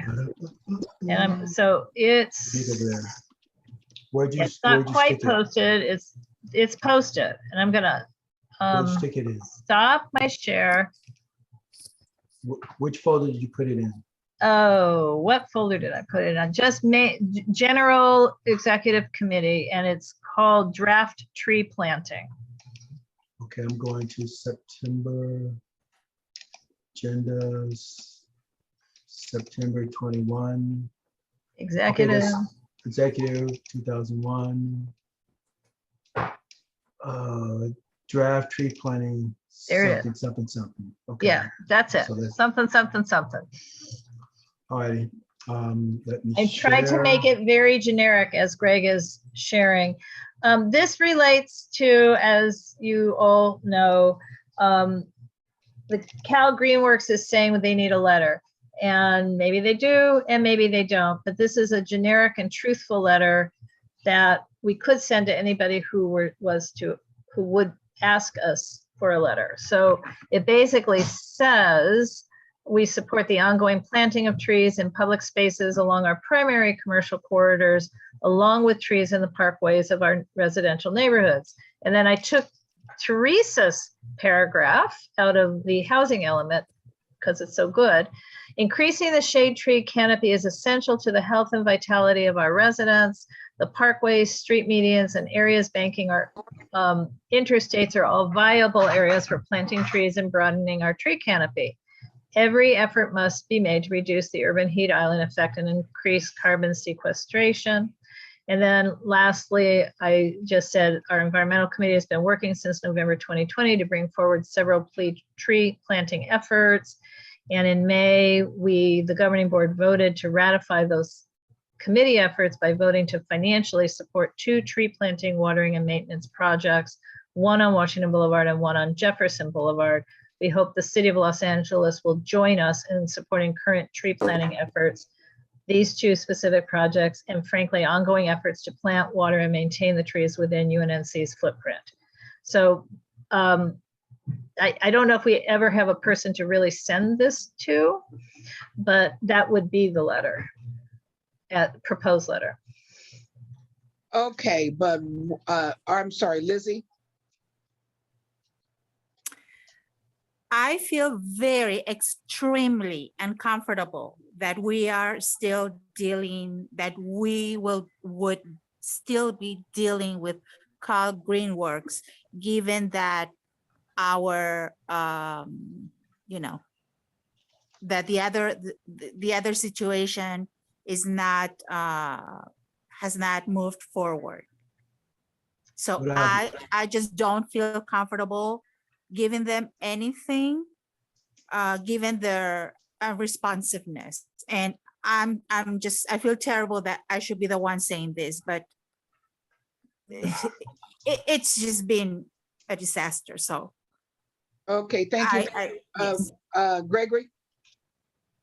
Okay, so I am 100% against putting UNNC's name on a letter to support Cal Greenworks.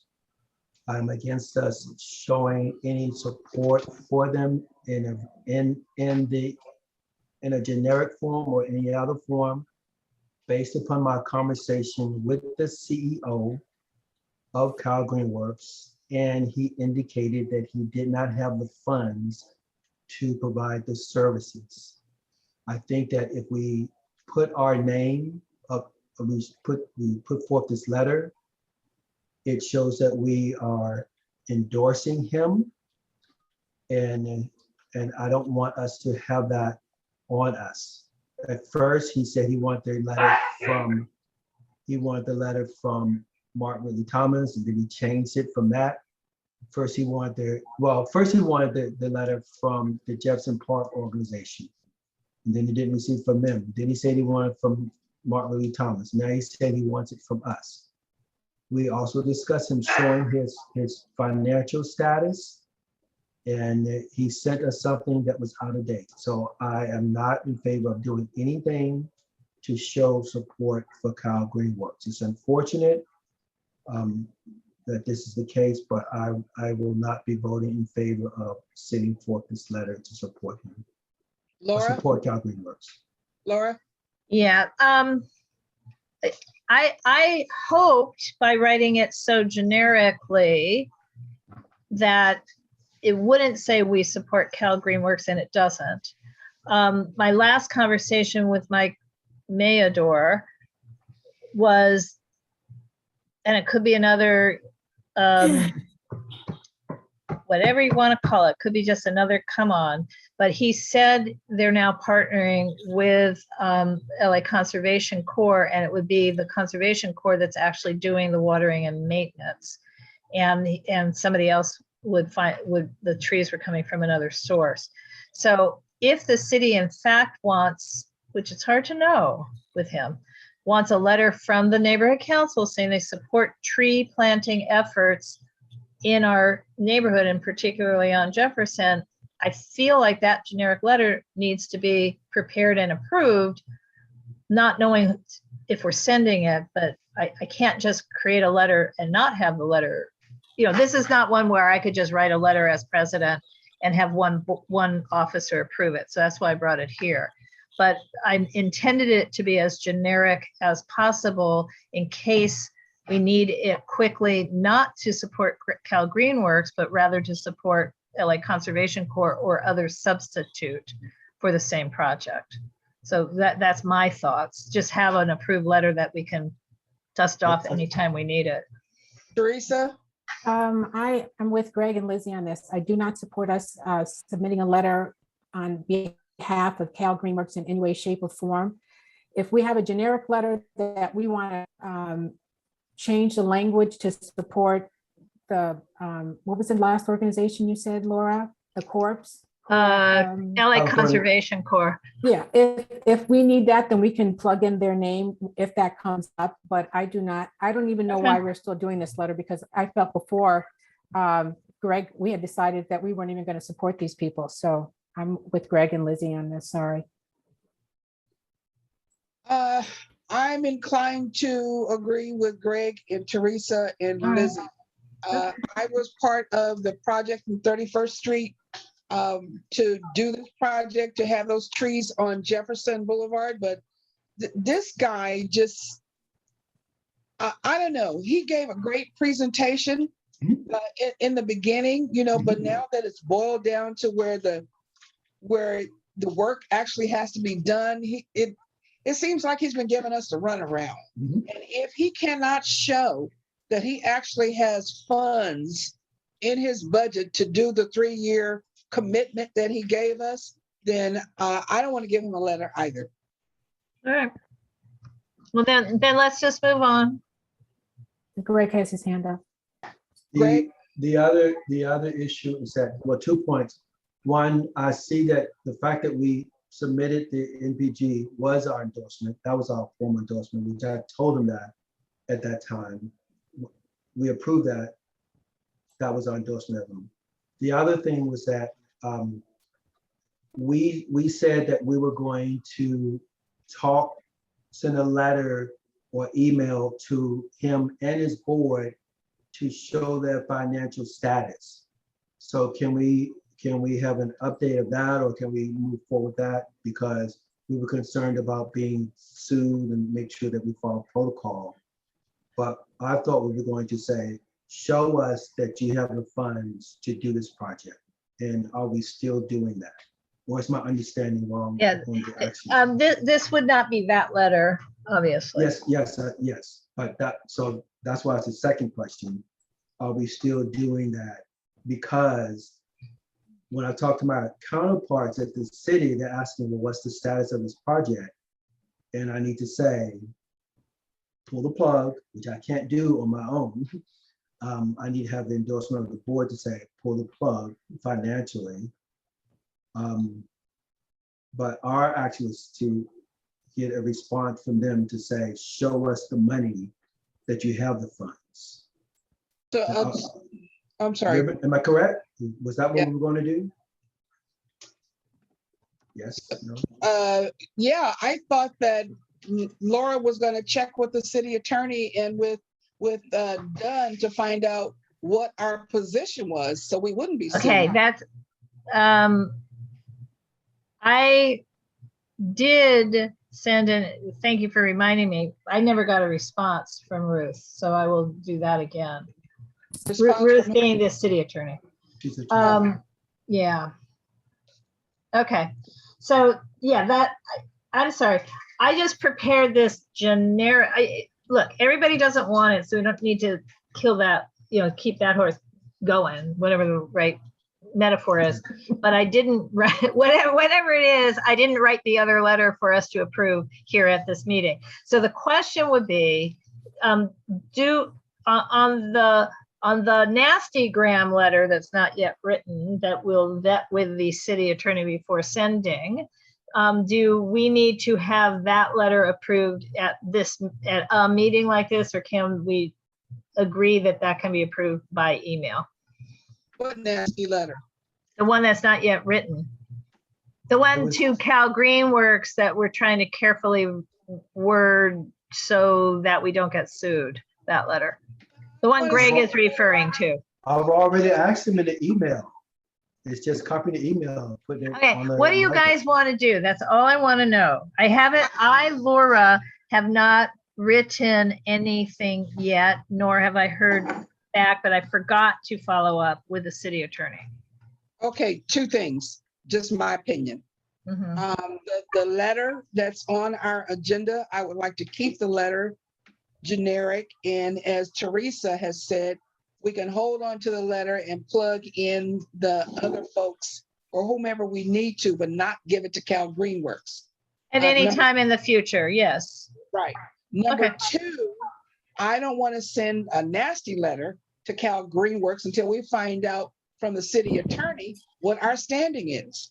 Correct. So my question for you all is, if I find out from the city attorney a week from now, can we approve whatever it is she thinks is fine to do via email? Or do we need to wait a whole nother month to another meeting like this? For governing committee, I think we can do the email since it's just the four of us, right?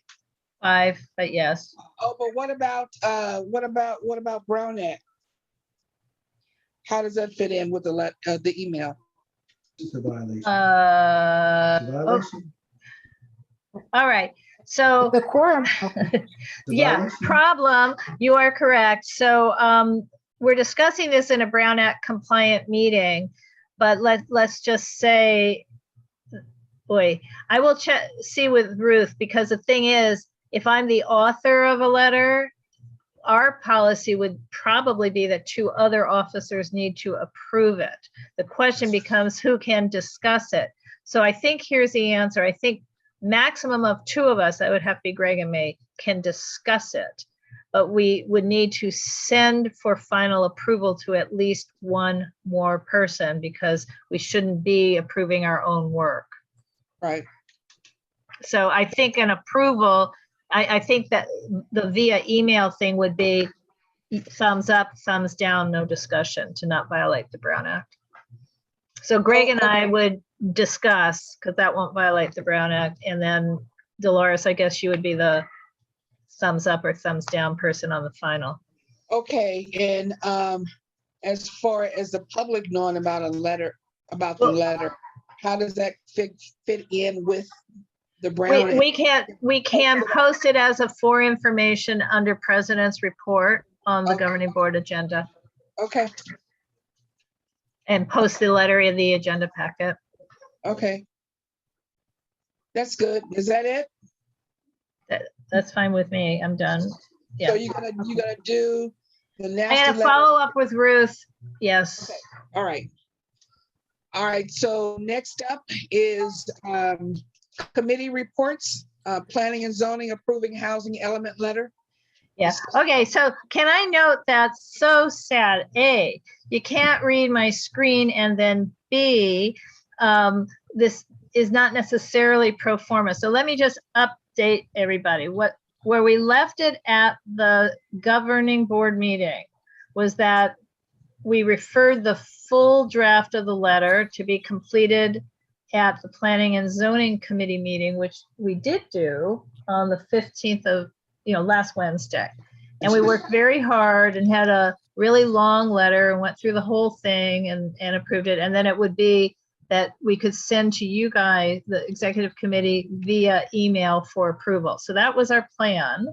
And then when our meeting was over on Wednesday night, and I went back to email, and John went back to email, we got an email that, thank you, Greg, that basically said, don't forget, we have public hearings on the 21st and 22nd. Your deadline for submitting your comments is the 22nd.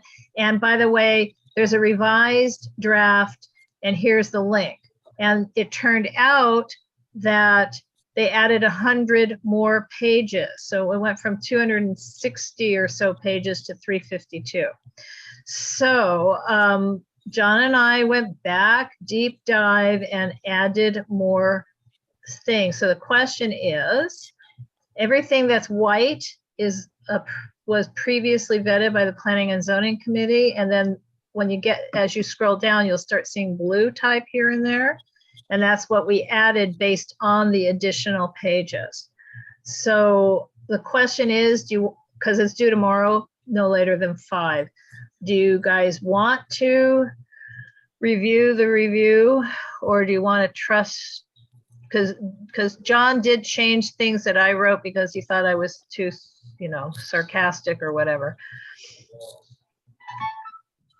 I want to trust. Yeah, because otherwise it might be an hour-long slog, I would say that.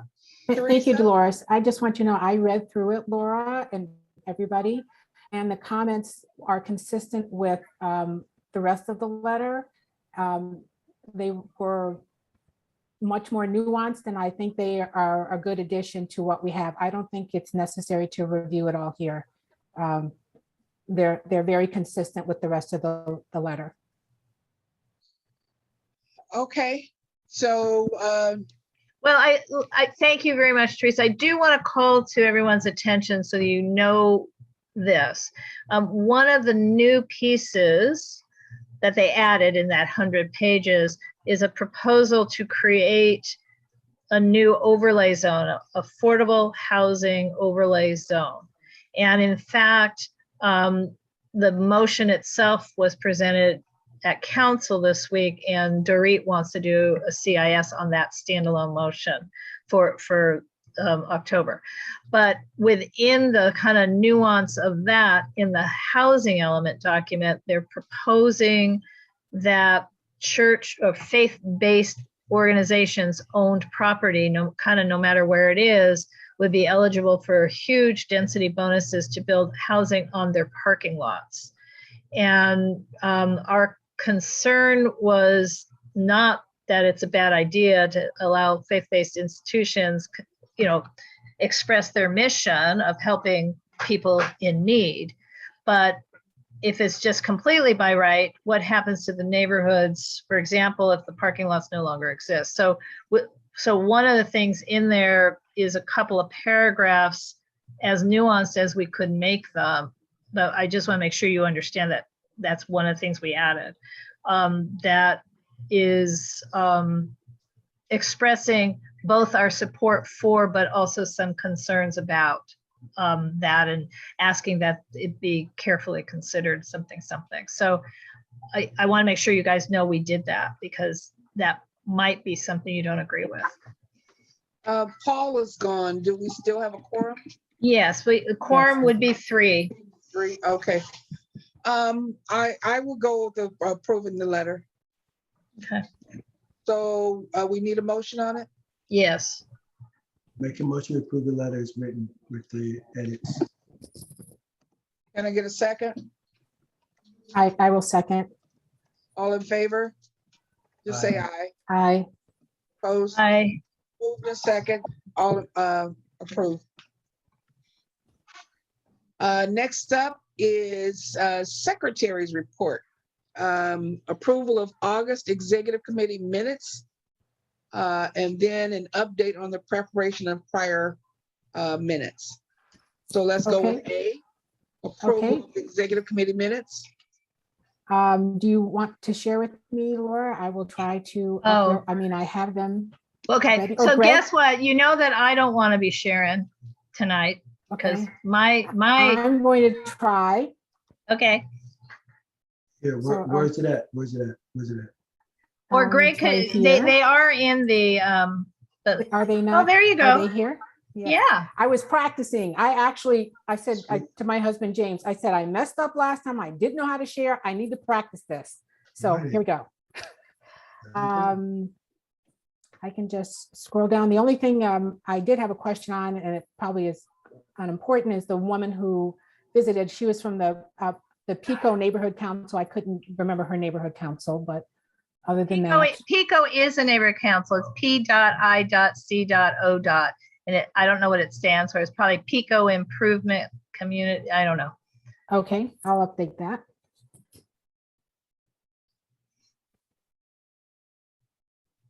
Not so fast. Oh, okay. Sorry. Okay, second. Okay.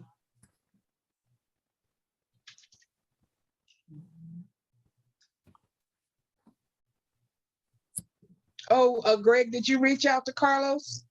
Yes. No response. Okay.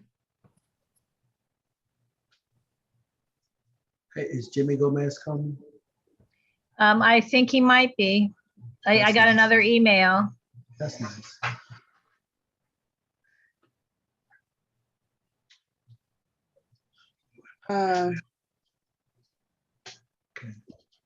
What about number 8? Did we do that?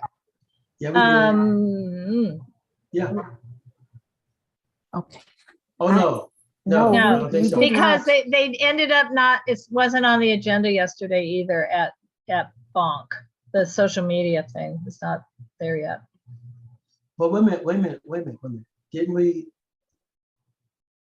The social media, I forwarded an email that, Laura, you said we already had a letter too. So. we Okay, did not, send it- well, you're saying, sent them. okay, here's the basic answer. There was an update provided by Dunn Right. and a new proposed report, and it's redlined, meaning you can see the old words and the new words. I did send it to Dolores, but it was supposed to be on the Board of Neighborhood Commissioners agenda yesterday. It was not.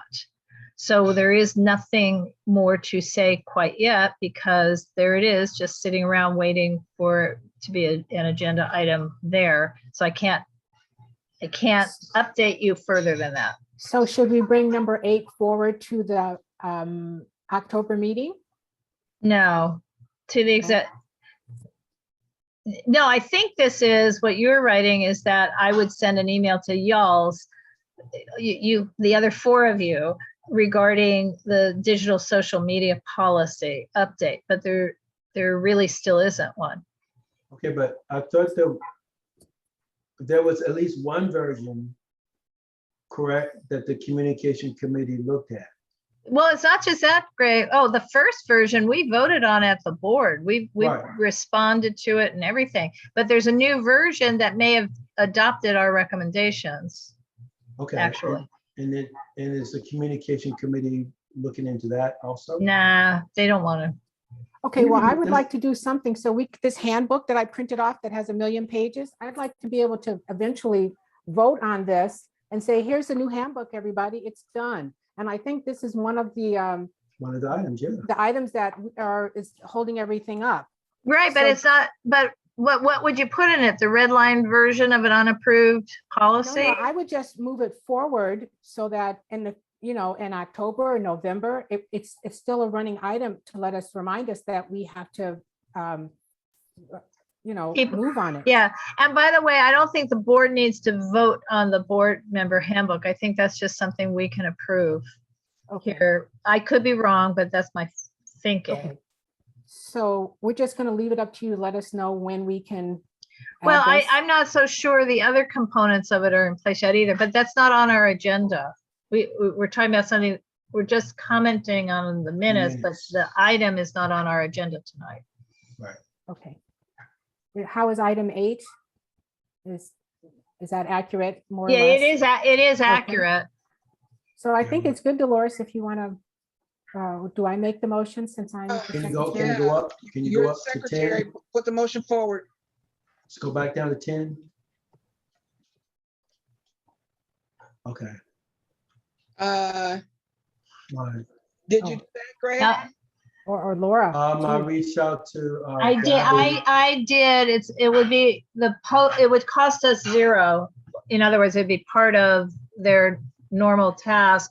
The bigger issue is, and I've asked Raheem to clarify and resolve this with Ann and Doug, is we have 2 YouTube accounts and we're only literally can only have 1. So they need to decide which one is ours and move the videos from one to the other and get rid of the one. We cannot, UNNC cannot have 2 YouTube accounts. So, but the cost is free because it would be subsumed in their normal workload. Okay, Teresa? No, I was going to go to Greg, but Greg, do you want to just comment on this, on the other agenda item that we On 10? have? Number 11? Or Yes. 10? Yeah, No, it's- number 10. Do you want to comment on the actual agenda that we have for today? There's something. yeah, that's the next item though. Okay, which Okay, we do. but So are we, I'd like are to we make a motion. approving the minutes? Yes.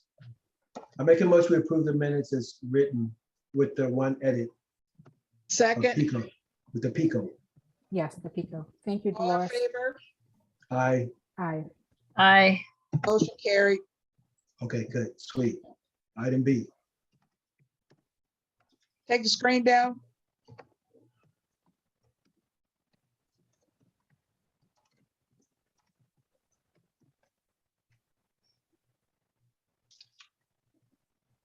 Is someone taking the screen Teresa, down? can I'm you trying stop to, sharing? I'm just. Oh, okay. Yeah, yeah. It's there, It it's was there. my first time, Dolores. I know, yeah. Oh, I didn't know it was you. Yeah. Let's do it. All right. Okay, There you go. and There you go. Celebration. item B, update on preparation of prior minutes. Teresa? I'm sorry, Dolores. Let me just, let's see. Oh, so I don't know what, Greg, do you want to talk about this? Yes, I do. Okay. Okay, here are my thoughts and my proposal.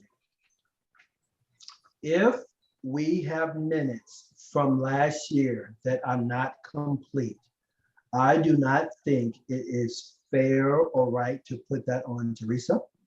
I think that we should gather the list of all the minutes that still need to be done and say, we need the minutes from October the 5th, from December 55, and then go out and get a little contract to someone where we pay them $12 an hour or piecework, or $15 an hour, or piecework to get it done, because it is just beyond reasonable that we're still waiting on this.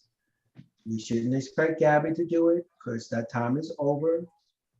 I am not going to do it because you aren't going to do it because we've got our own stuff to do. I think we should just bite the bullet and say it's going to cost us $300 or $400 to get this done. And we could get it, we can get a little because they got all type of contract people that will do this for us. And they like doing that stuff. That was my original suggestion and y'all poo-pooed my idea. We did not. No, didn't. I probably did. We didn't do it. We just wanted to be, spend the money, get it done. Laura? Okay, here's the issue. Listen, we've got unemployed tenants still. I think any one of them would love to do under the table, do the minutes. We, No, under the however, table. can't do, We don't do under the We- table. I know. No, Don't talk about you're something you can't interrupting do. me. I know I am. 'cause Yes, you're talking about so something we illegal. can't, but we can't do that, is what I was saying. We can't pay $10 or $15 an hour even above the table because they're not in the city's approved vendor list. They're just freelancers. So how do we, I don't think we can do it inexpensively. Also, just a little update. I got an email from Gabby just yesterday asking me, and I still have, Teresa, I have the other hard drive. Can she have borrow the hard drive so she can do the minutes? So No. I'm just saying she's still, because Raheem told Teresa that Gabby would do it. I mean, in other words, but I don't see how we could do it inexpensively. I mean, going back to my first point, I don't think going through any of the approved city vendors would get us the ability to pay for this inexpensively. And to pay for it expensively bothers the heck out of me. At a time we have no money. I'm done. I have a Teresa's up. question. Teresa? Dolores. Thank you, Dolores. Well, I have a question and a point. Greg, why do you not want Gabby to do it? One, but let me make my point. I feel that she took on the responsibility to do it. And if she's not going to do it, then I feel she needs to say, I'm sorry, I took on that responsibility. I am not going to do it. Do not depend on me to do that. And then I'm going to want to say, well, how in the world are you going to be co-chair of a committee and, get the benefits and the recognition of doing that when you couldn't even meet your obligation as secretary? That makes me, a little disturbed. But I would like to also know from Greg, why are you insistent that we do not go back? If she is willing to do it, do not have her go back and compile these minutes. Okay. It is not that I don't want her to do it. The issue is that when you give someone a task to do and you give them a time frame to do it, and they don't do it in that time frame, it is time to move on. Because even if they come back and say, oh, I want to, well, you didn't do it in November, you didn't do it in December, you didn't do it in January. So to me, I don't totally dismiss the person because they can do other things, but for this task, they have proven that they haven't done the task. Not that they can't do it, they haven't done it. And so them coming back and saying, I still want to do it, I'm like, no, because it's still not done. Okay, So so then how do we get around Laura's issue of not being able to find someone verified on the I don't agree with Laura's statement that we can't find people to do it. I don't agree with that statement. Well, we can't. Wait. She didn't say that we can't find somebody to do it. She said there's not anybody on the vendor list. Right, but see, to get on the vendor list, it's not a hard thing to do. Just like we hired the photographer and the graphic guy, they just submit a request to be a vendor. And then we say, we're gonna hire this person to be a vendor to do this work. So yeah, we can go the expensive route, but there are people that, yes. So, well, let me say, I disagree with Laura's statement. And we can find people that will do it properly and it doesn't have to be expensive. Okay. That's my statement. But I don't want to go start working it if we don't want to do it. I mean, yes, I would need a budget because I need to say, okay, this is what we want done. You need to submit your vendor request. You get your license with your vendor license with the city, and we can give you whatever amount of money to do this project. Laura? Well, Greg, I guess I have to ask you, I don't think, is it really that simple? Because yes. I'm seeing, well, no, because I'm seeing that our photographer still has not been approved for payment. So I don't think it's as simple. Because they didn't submit the paperwork properly. Because the photographer, when I said, I need this, he would wait and wouldn't submit his stuff. Okay, so do we have an actual, I'm sure you do, an actual list of documents, a person who would like to be this vendor? No, I don't have that because that's doing work that I'm not going to spend the time doing that until we say we want it done. Right. Well, so Greg, the other problem is it would have to be paid hourly. And how many hours would this take? I mean, I disagree with that statement too. It does not have to be paid hourly. It can be paid piecework. It's a contract. You can work it out any way you want to with the vendor. This is the statement of work. We have 5 pieces of work. We will pay you $10 per piece. This is the statement of work. We can pay you hourly. We designed the statement of work. I just want to get it done. I just saying, yeah, okay. Yeah. Well, we don't have, okay, here's what's not on the agenda. A funding item to the governing board for an amount certain to do this is not on this agenda. Yes. So I guess what we need to do, Greg, following our bureaucratic procedures, is that it needs to be on the agenda with some amount of money for October, for executive committee October. And if by chance Gabby has done the deed before then, we don't have it on the agenda. but we'll need to figure out what that dollar amount is and have a funding request. That's the only way we can do it. I would say, before that, we need to know what the work is. How many executive board meetings, minutes, and governing board minutes are missing, so we know the scope of the work. Okay, I am so beyond unwilling to pay to have somebody take minutes on a year worth of executive committee actions, but that we could just post those meetings. Well, again, posting the video of the meetings constitutes the record. Why don't we just focus on governing board? That's my opinion, because I already am uncomfortable spending money, period, on this. But to double up the money to also do executive, you know, I mean, we have, I'm just saying, okay, but it would be 12 plus 12. I mean, that's the answer, 12 plus 12. No, I don't think so, because some of the work is done. That's what I'm saying. What months ago, I asked a question, what still needs to be done? And that's the initial question. How about I take a look? How about I take a look and see exactly what needs to be done, and then I'll bring it back at the next executive board meeting. Okay? All right. And if Gabby really shows up on my doorstep and takes this and does it, then we're yay, done. If she does it, fine. If not, we're gonna move on with another alternative. Okay. All right. Next item is the treasurer's report, financial update, project status, and funding focus. Greg? Okay. So let me go back over the projects from last year, okay, that's still pending.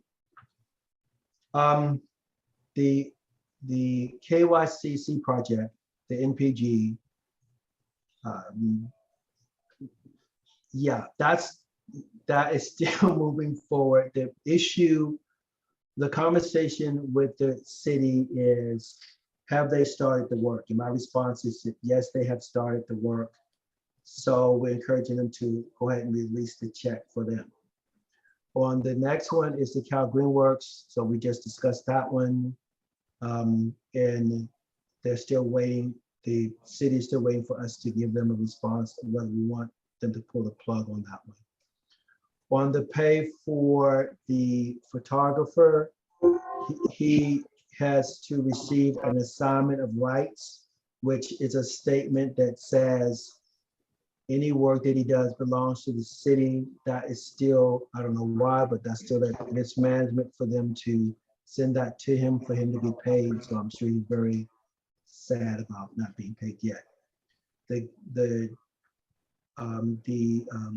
graphic organizer or the graphic designer, he has been paid, and then the check for West Adams for the security cameras that has been submitted. The next item is that for the funding that we submitted, the MPG that we approved last month or early this month for Sons Matter, is that we're waiting for Sons Matter to provide their letter of determination from the IRS. Their items have been uploaded into the system, but they're saved until we receive their letter. The contract, and I don't know if you guys want all this information or not. The contract for the website for Ann's work, that is being processed, so it's been approved. And then I don't think I need to show the MERS, but we have the MERS that ready for approval for at our next meeting. I think that's it for now. Anybody want to see anything? But that's the verbal version of it. About budget. Questions? I don't see anybody. Yes, I see hands up. Yes. Who was up first? I think Miss Rosie said it's up. Rosie? Hi. What is the balance currently? Okay, so you do want to see that. So let me go to the sheet.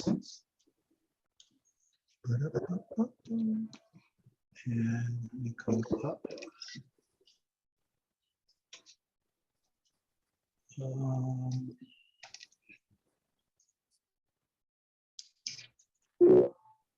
Okay, a working budget.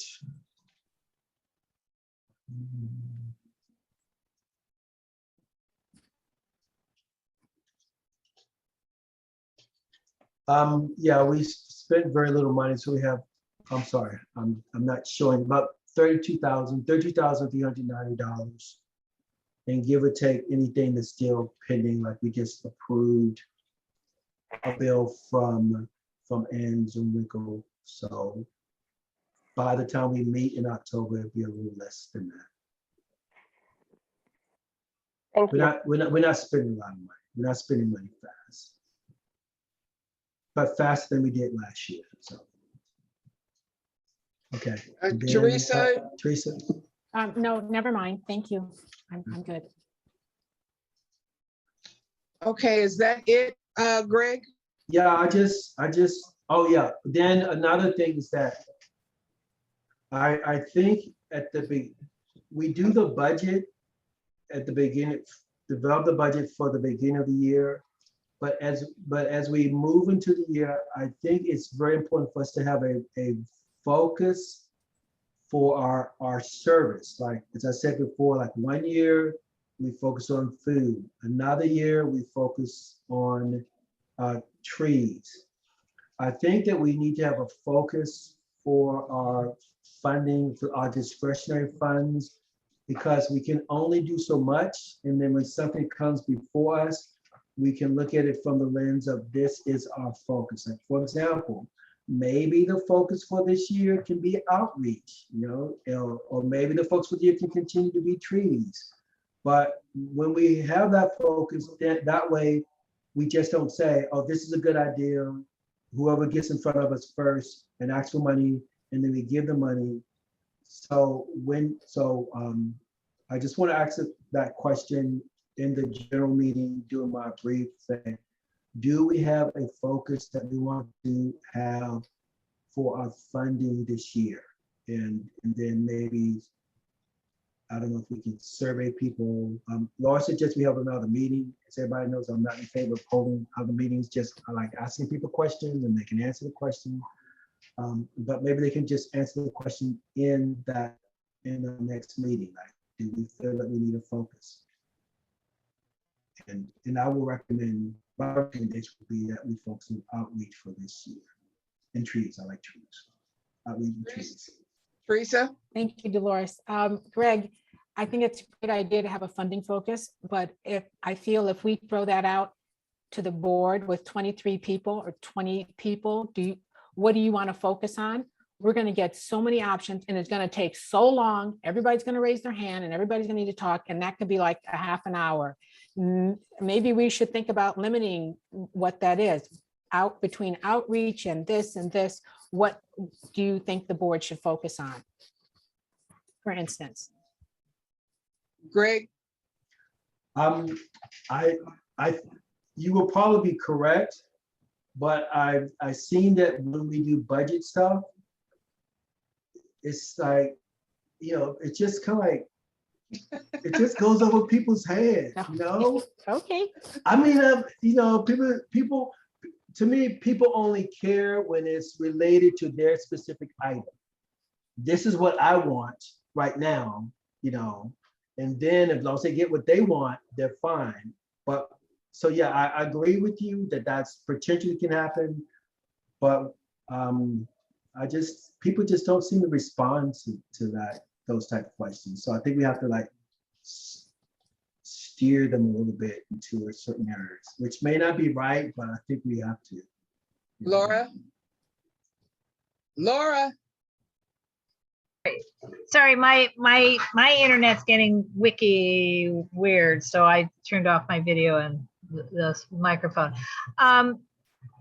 There is a semi-playful way to get to this, but it still is time consuming. It's called pair weightings, and it's a chart, but every person who's on a board or in an organization, it's a continuous, would you rather, in this case, which would you rather fund outreach or trees? But then the next question is, would you rather fund outreach or swimming pools? I mean, in other words, it's a paired weighting.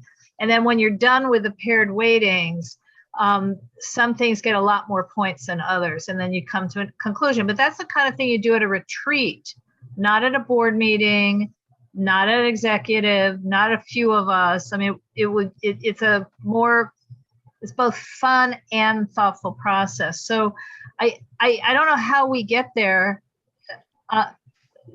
in our random Zoom meetings. I mean, that's the problem. So either, yes, Greg, you have 3 ideas and maxed it out at that, and we choose between the 3, or I don't, the food theme, which came out of COVID. I mean, it's not like we thought of that early in that particular year. It was just people were hungry by April and May when we had money to spend and no outreach to spend it on.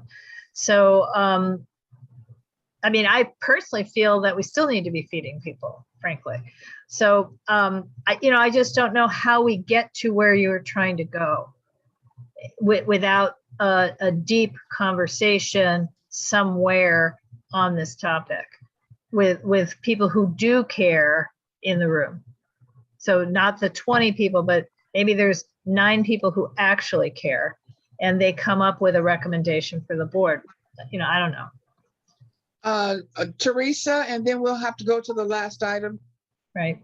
Could we have Raheem or somebody just do a quick survey to everybody? What are some areas you want to focus on? And then we bring that to the board, Well, I have suggested that we do a survey that, I mean, I have for our neighborhood council, our block club, we did a survey on some items. So yeah, I could design a survey and give it to Raheem for him to put out there for everyone. So yeah, I think that would help us.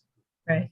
I love that idea. Yeah, but I know if we have a meeting that there will be like 2 or 3 of us in a meeting. So it'd be the same thing. So. Okay. Right. All right. An idea. Yeah, I just feel like, I'm sorry, Dolores, we're going to have this branding presentation. It's going to be long in October. We haven't even hit the agenda items, but it's possible that part of what's in that branding survey and branding presentation helps inform us as to also what our funding focus could be. I mean, in other words, they're talking about, we got a little lost in the trees instead of looking at the whole forest, but part of what they're talking about is what our community sees us as and what they expect from us. So maybe that could help inform how we also focus our funding, but that would have to be after that presentation and not on the same board meeting night. Okay, item I, upcoming governing board meeting agenda items. Sure. I can post in the chat the things I already know of. And this does not include the usual things like minutes and Greg's stuff, although I did put in funding priorities as a possibility. So I'm gonna see if the whole thing fits into one chat box. I don't know if it will, or else I'll have to read it out loud. Okay, Teresa. Thank you, Dolores. Laura, one item that I would like to have is a review of the parliamentary rules. I talked to Nancy. Today's kind of an example because it's 10 o'clock. This meeting was supposed to end at 9. And when I talked to Nancy about the standing rules, which say that we are only allotted 5 minutes for each agenda item, I suggested, she said she talked to Gibson to try to get more clarification. I suggested that whatever time is allotted on the agenda, if it's 10 minutes or 20 minutes, that at that we give the item the 20 minutes. And at that point, to continue the discussion, we make a point of order and we have to vote for an additional 5 minutes. And it has to be a motion made, seconded, and then Nancy said it would require 2/3 to continue on because the last board meeting we have, pardon me? Nancy described exactly what you're saying at the last board meeting. Okay, I just wanted clarification because our standing rules say something different. So she said not as a as a way that we practice our neighborhood council, we can do that. So I want to make sure that everybody is clear. I told Nancy that I would make sure that you put it in the agenda, that everyone is clear. That is how we are moving forward. Whatever is allotted at that moment that time ends, then to continue at 5-minute increments, we'd have to vote on it. So Wait, before we go to Greg, I just want to remind everybody that everybody agreed that with the understanding that this meeting was going to go late tonight because we started at 7:15 instead of 7 o'clock. And we Right. agreed to that prior to this meeting. oh, Dolores, I have no problem with having late meetings, to be quite honest. I'm more concerned that the agenda allots 5 minutes when really when we create the agenda, we need to say, wow, this is going to really take 15 minutes. So Right. then it's more reflective. And if it says 11 o'clock, then it says 11 o'clock, people just know that, instead of it saying 5 minutes and then it takes 20 minutes for us to hash out something. So- Well, then everybody's going to have to remember to cut down on their comments. And how many I know times, you're talking to me. and I how know many you're times they comment on an issue. Greg, go ahead. My question is, and it's somewhat reflective, it's like, providing input for the agenda, which I've done in the email. Yeah, I don't know if I don't know the proper protocol for making suggestions for the agenda. I know we're supposed to do it in the meeting. We're supposed to develop it in this meeting for the governing board, but inevitably the agenda has more stuff than what we're discussing here, or we don't discuss it in fully what's going to be in the agenda. And so I've made suggestions of things that need to be discussed, and then it was just like, I'm at the place where I'm like, well, am I allowed to ask a question? Am I allowed to make suggestions for the agenda? So I just need some clarification or guidance, because I know it's not, everything I suggest is not a line item. It's like, some of it's like the committees can come and report on those items. So yeah, so I had that happen to me a couple of times, and I'm just like, I want to know how I need to calibrate my own practices with this, because it's Okay. concerning. I'm concerned.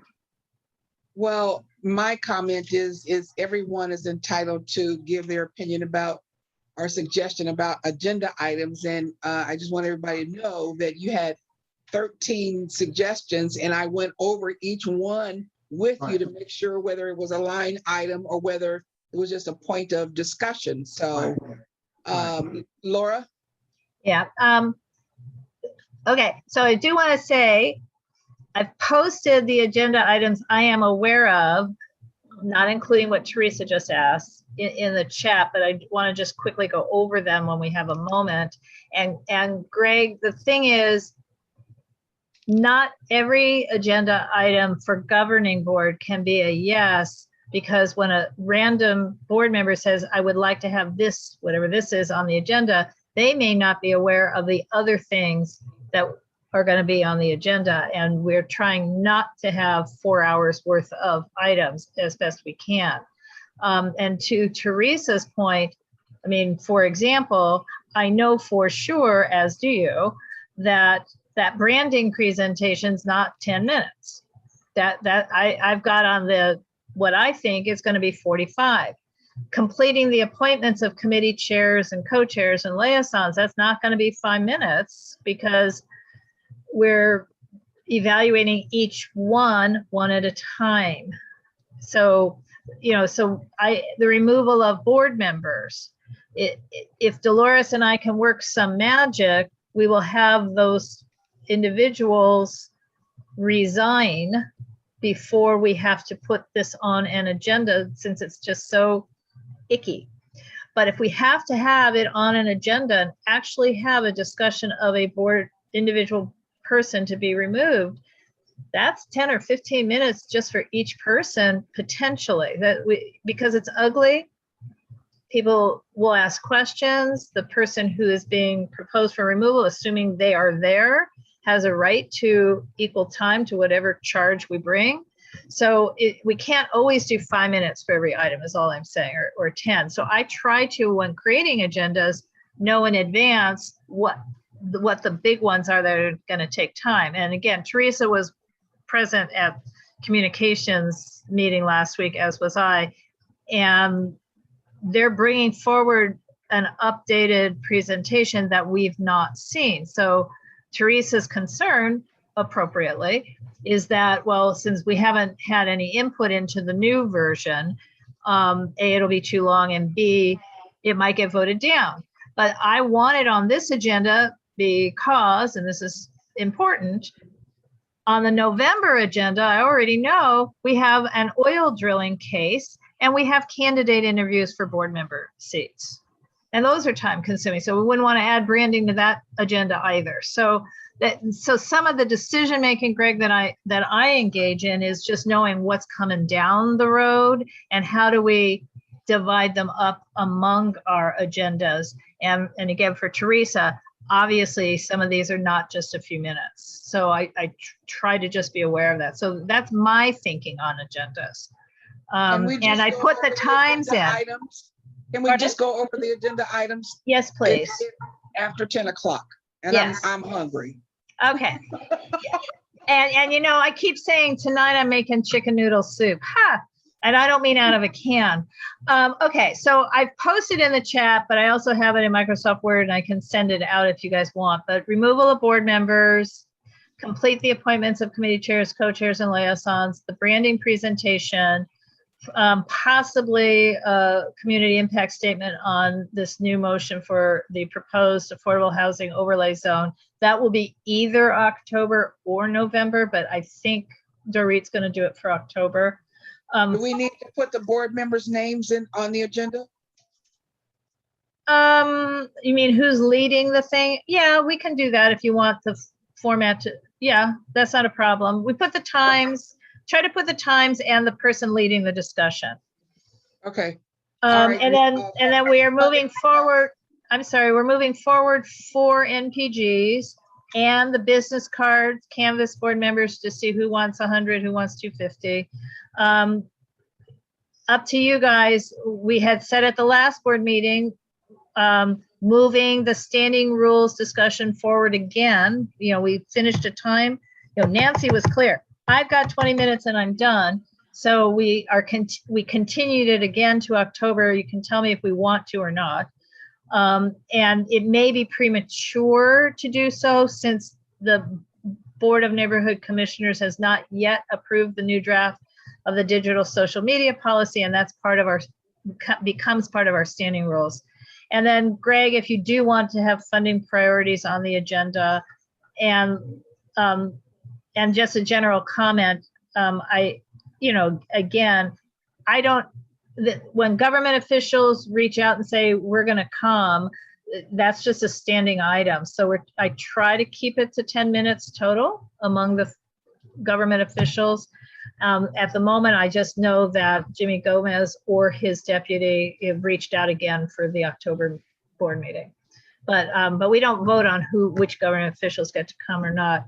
And last but not least, to me, I with due respect, not invite anyone to do the 6:30 to 7 presentations, which are not really part of an agenda. Our meetings start at 7, but I'm beginning to get questions from people saying, what happened to our presentations? So I hadn't really thought of who I would invite, but I might just email you all and say, I have an idea and do this, but it doesn't change the length of the meeting, except we have these early presentations. So I don't know how you feel about that.